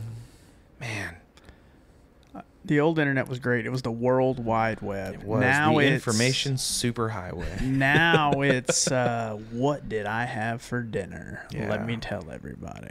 Yeah, and It's me and my husband were doing so great. so great. The And autumn then- photo shoot just Yes. dropped. And Swipe Photo- for more. Photo dump from the weekend. Yeah. pretty sure I was just hanging out with your husband last night and he's about to file for divorce. Yeah, it's just what's the meme? It's like when you see the Halloween photo shoot drop, the marriage is in shambles or Yeah, something like that. I just seen that meme the other day. Yeah, what's funny is both me and my wife kind of like fell into this like a few years ago we just like started tapering off the use of social media hardcore. Like Yeah. we barely ever post. The only things I post is just like TikToks on my Instagram story that I think are funny, or just things You that I do think, post some great stuff in your stories. yeah, at this I point, I'm laugh just at- trying to alienate and just make sure the only people who follow me are the ones who really want to follow me, I Yeah. guess. I'm not sure. Yeah. I laugh every time with stuff you find. High quality. You know where So to find your it. wife's pretty artsy as well, right? She is, yeah. My wife is fantastic. I'm obsessed with my wife. My wife is amazing. I seen the stuff she made. Like the last time we were at the Good Rancher in Indy. What She did hand did the names for like. Oh the, yeah, she did the place cards for the I dinner. was like, Yeah, dude, she's that's freaking sweet, dude. she's an amazing artist, hand letter. Like, Is that her forte? Is the lettering? That's like one of her main things that she's really really calligraphy. good at. Yeah, like, it's like modern. It's not like the classical kind of Declaration of Independence calligraphy. It's like the kind of modern. But it Yeah. looks printed, and she did it by hand. Yeah, I have a picture of it on my phone, but I'm not allowed to touch the Declaration of Independence. Yeah, we're gonna steal it. Oh, I signed it. Damn, Von Hancock. nice. So that's what she does. Yeah, the thing is, she does like so many. Like, she got really into embroidering at one point, like when COVID first came around, and so she had like this hand lettering like business and had these huge contracts lined up, and then COVID came on and just shit on everything, and then she like got really into embroidery and decided to do that, and she was amazing at it. It's like just anything she wants to do, she's just fantastic at. Where'd you meet? So y'all married in 2011, you said? Yeah, we've been over 12 years now, and we got married on April 1st, 2011. Witty. It's very on brand, if you Hell will. yeah. It's very, yeah. And I will. If that sums up your relation, like y'all A little as bit. couple? I mean, it's like I would say that we don't take ourselves too seriously in anything. But how we met was I was actually in a previous life. I was in church and ministry a lot, and we met. She was singing in the band at the church we were at, and I was playing guitar. That's how we first knew of each other. And then there was some college young adult Super Bowl party, and that's the night where I officially met her. I walked away from that night. I was like, I'm gonna marry her.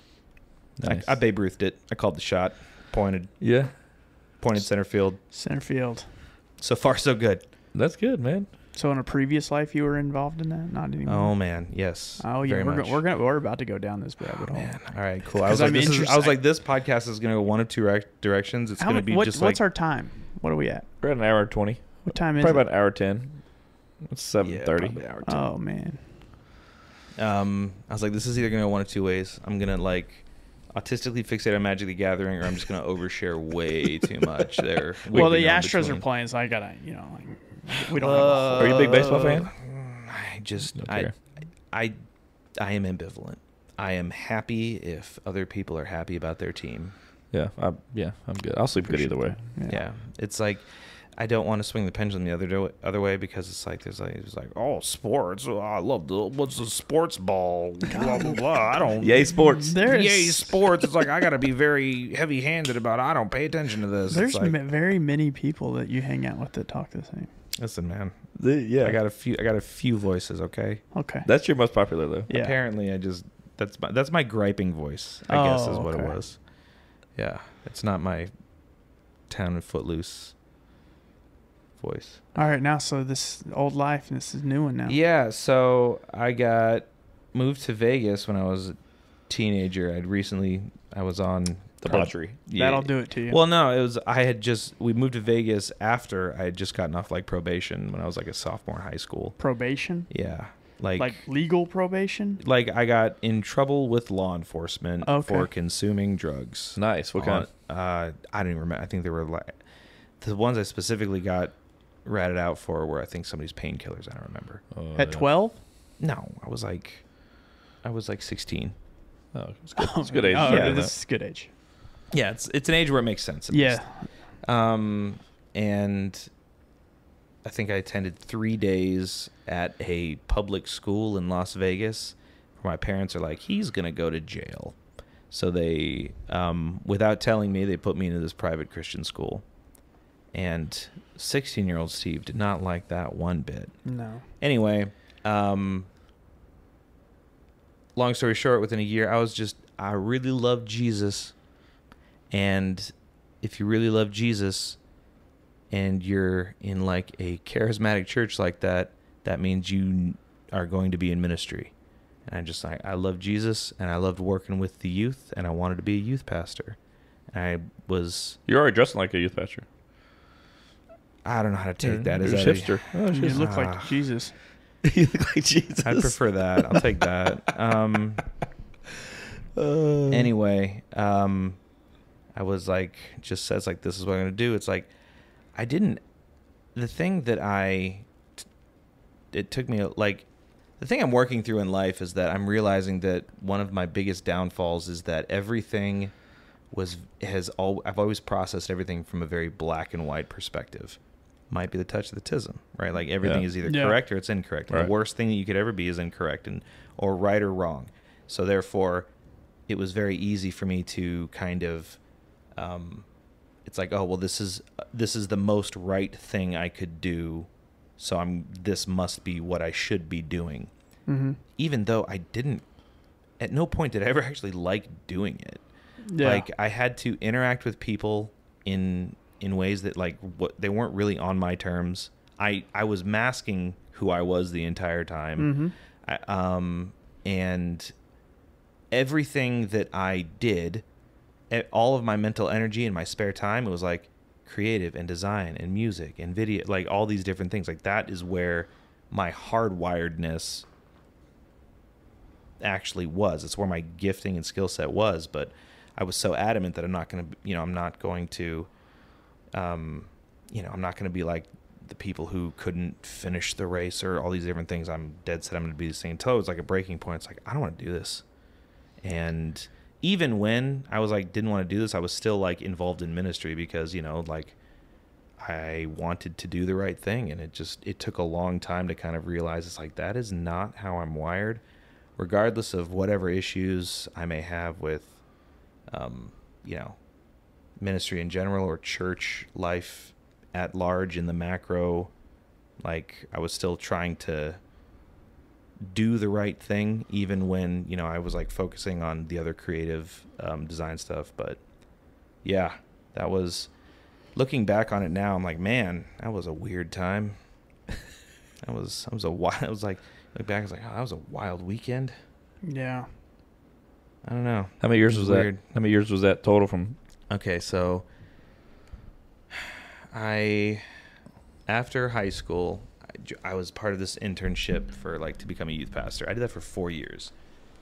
Then I worked. The reason I was in Houston the first time is I was working at a church, on staff in the youth department, and I did that until 2015. And then in 2015, my Jersey Mike's is wants to be part of the conversation. And in 2015, I actually moved to back to Las Vegas, with my family to help plant a church. Okay. And plant a church? Start a church from scratch. That's the term. That is the term. Like you plant a seed. Mm. And towards the end of, I felt like I was probably done with all of that probably sometime in 2019. But at the time, I was still working remote for the agency I was at. Like I had other things that I was like focusing on. It was still just kind of like part of the background of my life. And yeah, I think. So have your beliefs changed, or you just more so changed from just far as? I'm deconstructing pretty hard. Yeah. And yeah, I don't know where I'm landing with all of that, but I'm certainly not where I was, but I'm glad I'm not where I was. Yeah. Like headspace wise. Right. Because it's just like the further you kind of remove yourself from it and just kind of, I don't know. Some people can accept just not knowing. Yeah.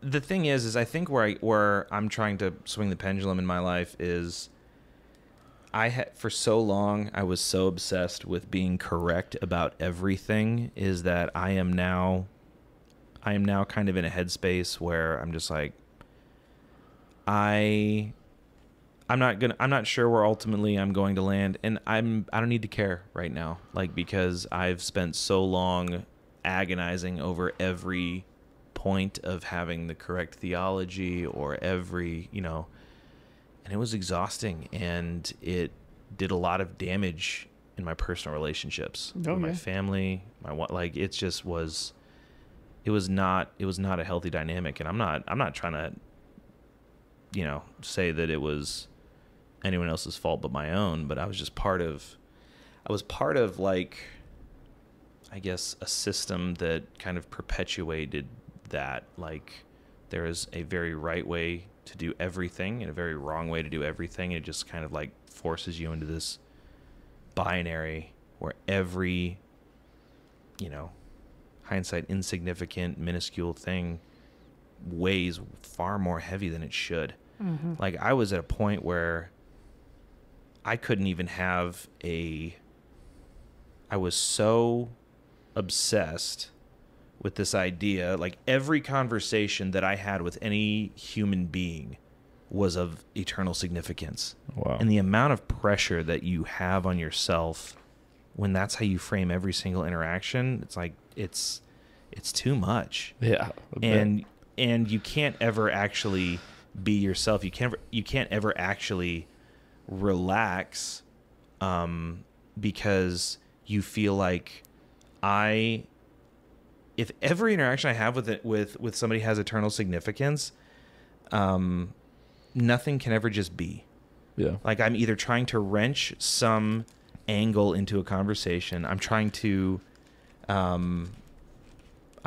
be some amount of spokesman in some capacity, no matter what's going on.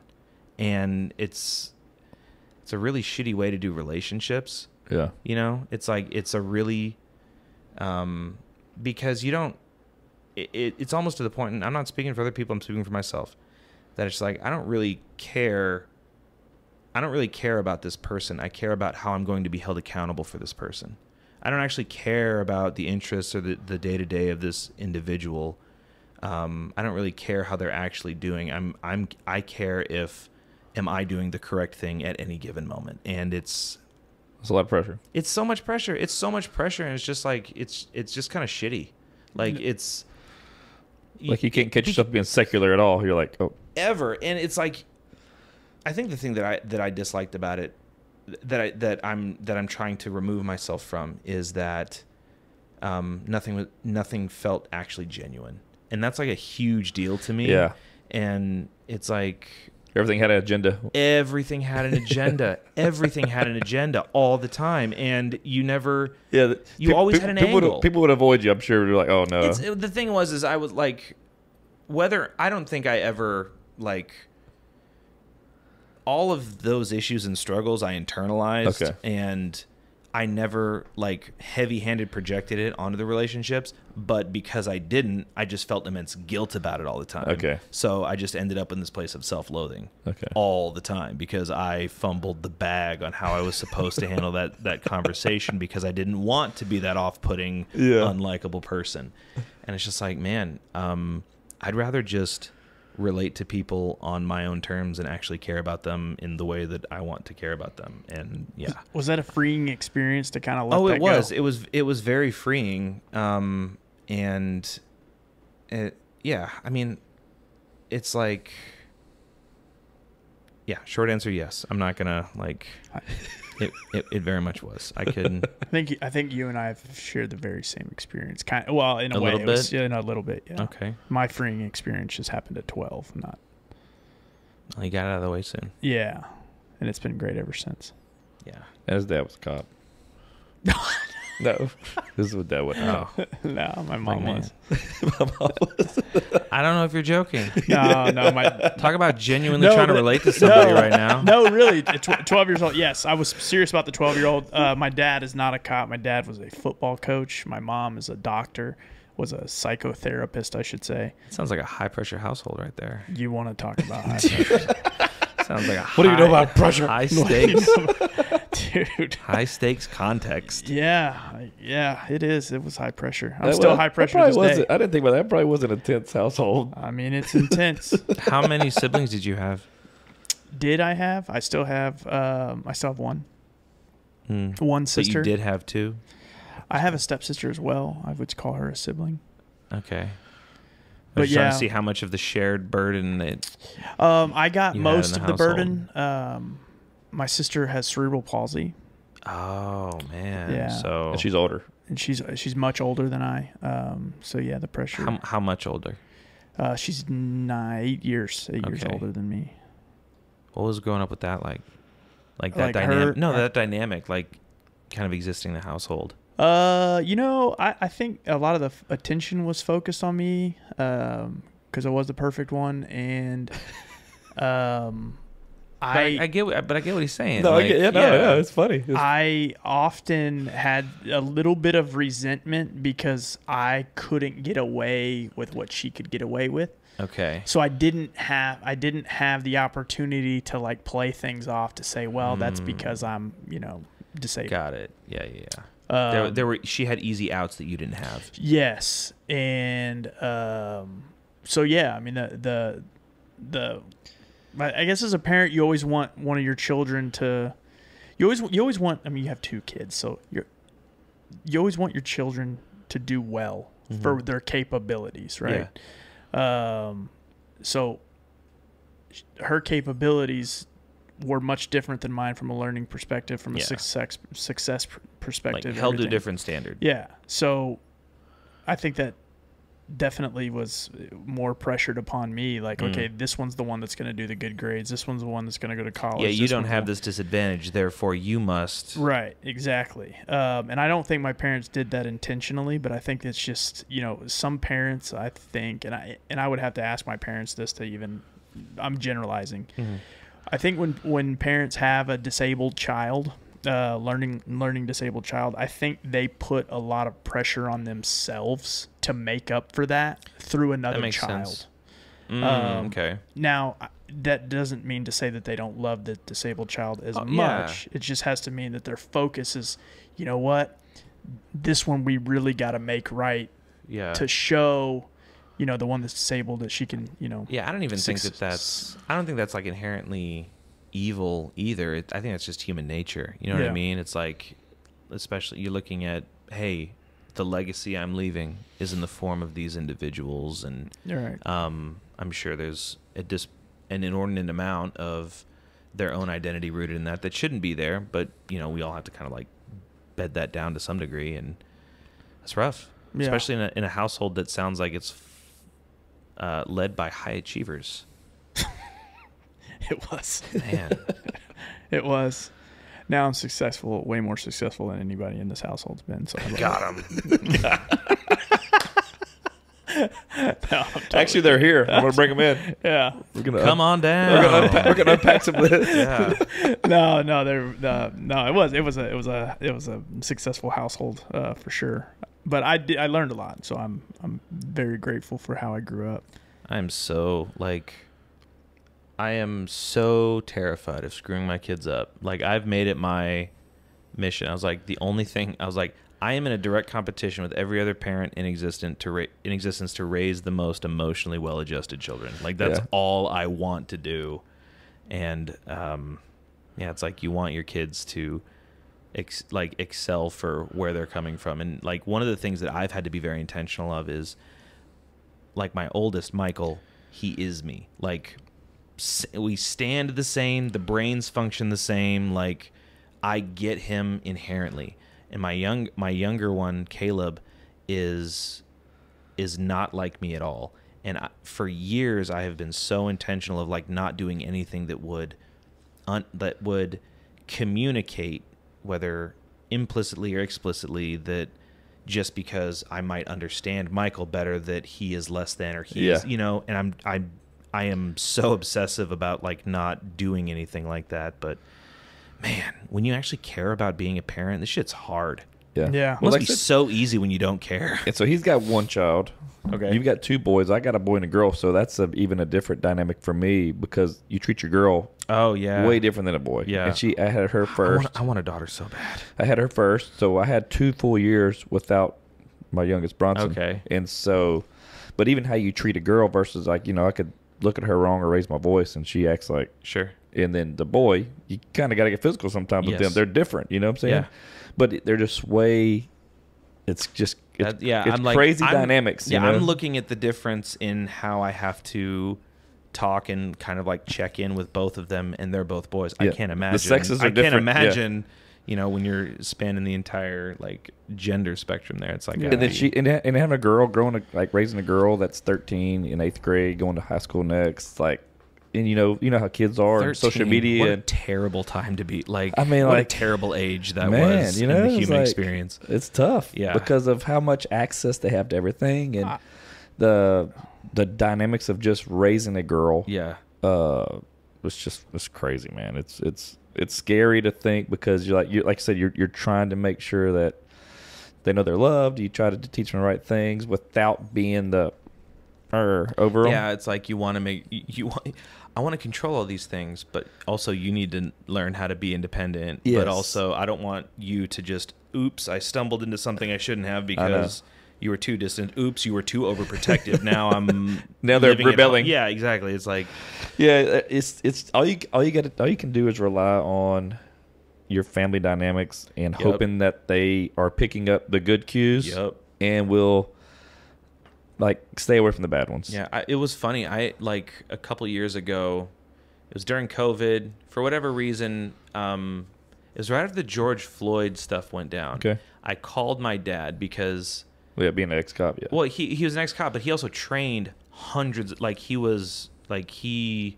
trained cops because he was that kind of guy. And I was like, I want your take. Like, I watched the entire body cam video. It was very difficult to watch. Right. I was like, I want your take on everything that went down. And we started talking about that. And I don't know how we got into the topic of, we started doing kind of like a post-mortem on his parenting of my childhood. I don't know what those two things had to do with each other at all. I could see a correlation there, though. Maybe. Yeah. You know, I was going to make a joke, and I knew I shouldn't. I'm just going to move on. You said post-mortem. Yeah. Oh, no. I didn't even mean to. Yeah. So I was talking to him about like just kind of like the rules that I had, like my rules of parenting that I had kind of come up with. And because like, I'm telling you Steve Rogers, right? Captain America. Mm-hmm. Like my dad, after joining the military, being a cop, he was Steve Rogers, like wholesome. I'm going to save the world. Like I'm going to do everything. And you know, the whole dynamic of what I was talking about, that I had of like everything being black and white, I definitely got it from him too. And I was like, you know, talking about one of the things, I was like, well, I wish there was a little more gray area. Like as far as like, this is absolutely wrong, this is absolutely right. Like he was my DARE officer in 6th grade. Right. Oh, wow. And that was you know, before you went to jail. For well, drugs. he's living good versus evil. So the thing is you remember the DARE program. It's like, oh, you smoked a joint, get ready for heroin. You know, it was like, it was right there. You know, I never went to heroin. Yeah. I did smoke crazy, a joint, right? Yeah, it's unreal. How you don't I mean, I even had the gateway drug. That's crazy how you didn't actually do that, because that's not real life. Yeah. Because, anyway. And I was like, when I was 14, and I was like, oh, wait a minute. Marijuana, there's literally nothing wrong with marijuana whatsoever. Maybe all of this stuff is bullshit, right? Like if there was any room for that nuance there, then, you know, maybe it wouldn't have been as difficult. Not that it was really that difficult, but I'm sure it was a lot more on them. And we're just kind of talking about like parenting rules and talking about relying on the family dynamic. If my rule is, if my kids are asking the question, that means they're ready for the answer. Right. So it was like, and I'm going to answer whatever question they have. And I remember if they ask a question, they're ready for the answer. And then the other rule that I think I live by is never react to anything they say. And because whether or not you say it, how your body language, or like if you're on edge when they react, like they will learn the cue that, oops, don't do this that. isn't something you say, this isn't something you ask.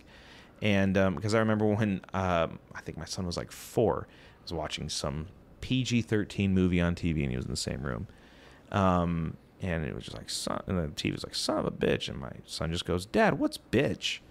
And you know, like, what's your mother, son?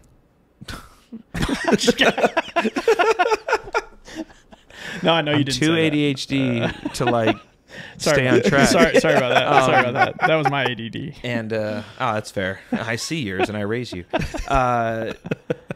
And in that split second, I was like, I want to be like, oh, or like, oh, you don't say. You know, it's like the cliche reaction to that. You know, you overreact. It's like, oh, you can't say that. And I was like, well, it's a word you probably aren't going to say around some people, but like, you know, if you like really hurt yourself and you say it, it's probably not a big deal, because, you know, if you're at a veterinarian clinic. Exactly.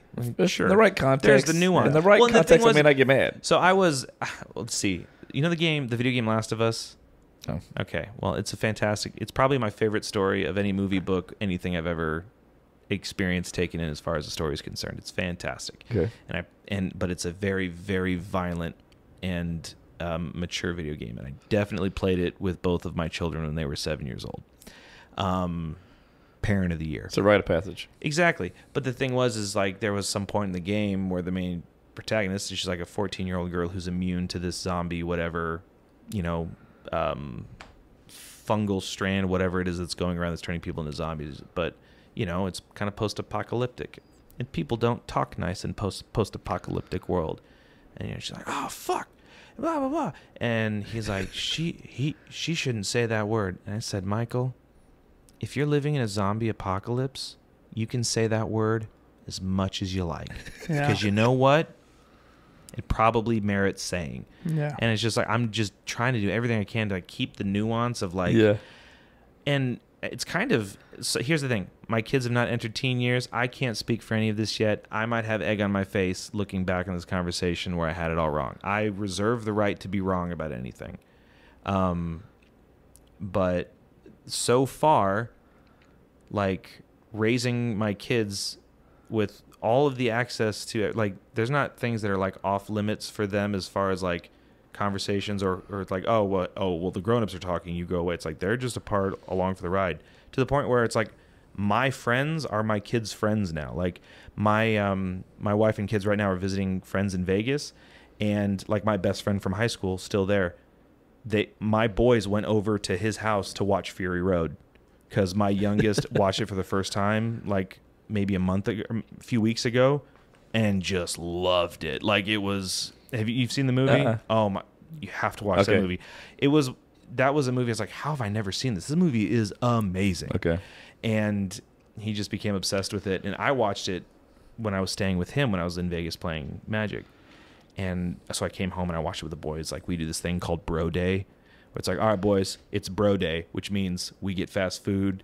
Usually we take off our shirts. We just go, no, we all yell, no shirts. And we rip off our shirts and we just go, bro day.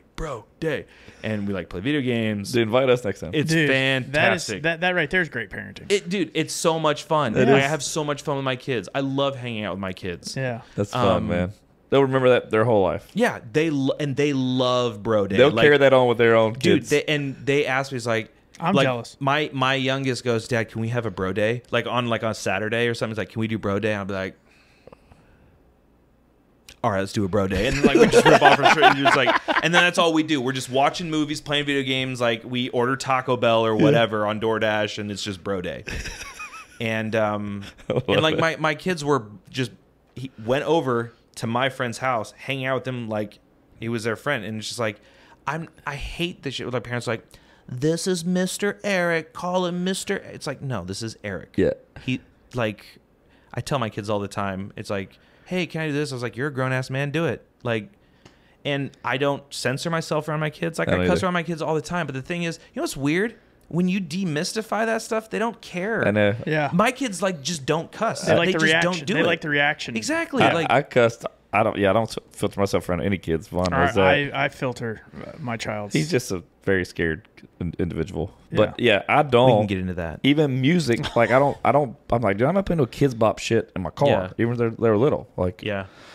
But I was around that. My dad was the same way. Like he said anything around me, and so I didn't do that in front of people or parents. I didn't cuss from my mom. So I was like 28 years old, probably. You know, I mean, I realize, like, I think that my dad did a lot of like the kind of like censoring, protecting. Yep. But I think it's because he never had any of that growing up, and he was raised around so like in his childhood there was so much like chaos. I think that was his way of being loving. And because it's like everybody operates out of the need they wish they had met when they were either weak or unable to protect themselves. And like I remember, even growing up, hearing him say that his only goal was to make us kids feel safe. Yeah. Which now in hindsight it's like, well, yeah, you had all this, like your mom's Hell's Angels boyfriend was putting her head through the drywall, like that kind of shit going down. Like that is the thing that you needed that you never had. Right. Yeah. And so better than brick. It's true. It's like the glass 1/16 full. I think. Yeah. Something like that. Yeah, so anyways, parenting is hard, but it's also a lot of fun if you have bro day anyway. Yeah. Bro Day sounds Highly awesome. recommend bro day. Bro day is like the #1 tradition ritual I do with my kids all the time, and it's the best. Right now we're playing through Super Mario RPG on Super Nintendo for bro day. Like just collectively. It's fantastic. Sometimes I'll just be like, because they both play Fortnite and they're both really good. They were like really good at Fortnite.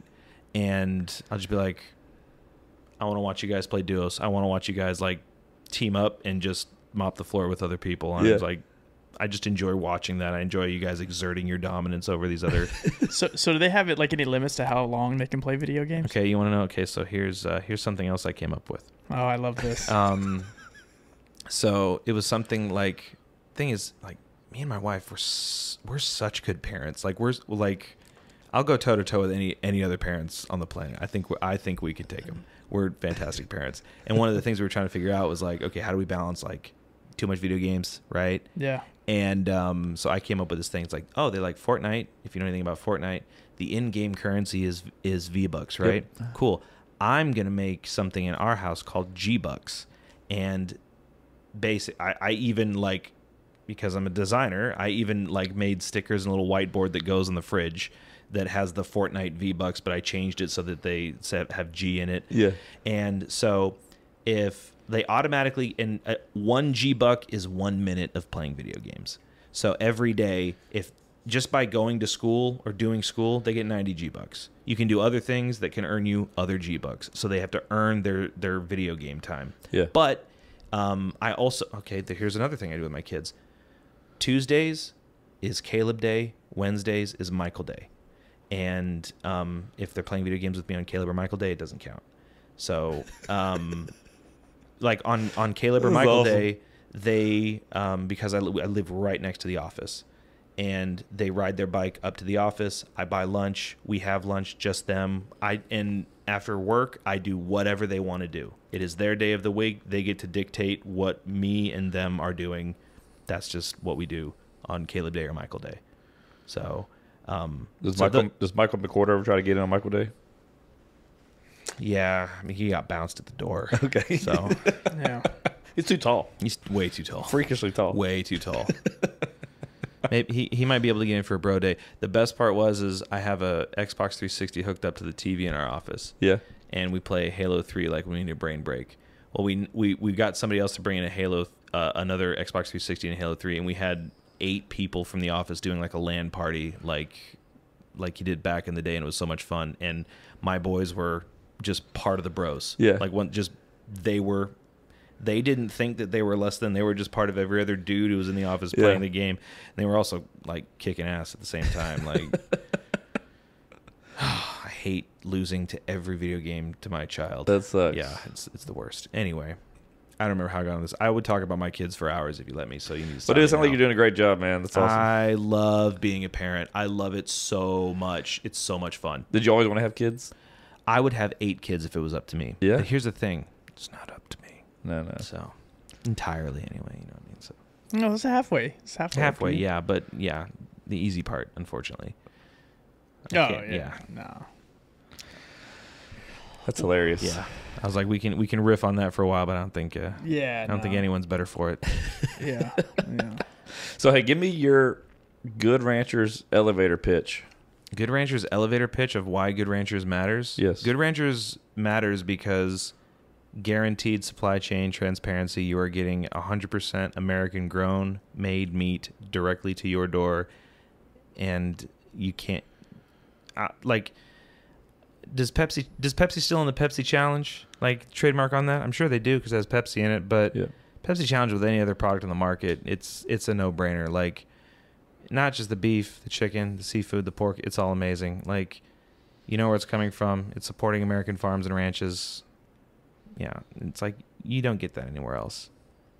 And it's just a really fun place to work. I don't know if that matters at all, but it matters to me. It does. Consumers want to know that the products that they're buying, that company supports their people. Dude, and that's the thing. Like, the reason why I think that we are light years ahead of let's say Butcher Box, for example. Yeah. Random example. Yeah. It just kind of came off the top of your head. Yeah. And every single person in the Good Ranchers office loves their job. They love what they're doing. Yeah. It's like, we don't have a brand that has its own personality. It's just like, it is that. It embodies you guys. It's just us. It's just us doing it. And there were we've had to go. I remember one time we had to do something on social media where we had to apologize. It's like, we messed up because, we're also figuring this out too. And just being that transparent and straightforward, we had so much support in the comments. It's like, if you are just authentically yourself and the brand isn't all polished and proper like the people from Footloose. I don't know why I keep going back to that. Well, your mustache shakes. I like it. Oh yeah. Well, I'm just giving people what they want. Hell yeah. I don't know, man. It's just, you can tell when certain brands are authentic and other ones are just every micro decision is based on XYZ market. It's just not real. Yeah.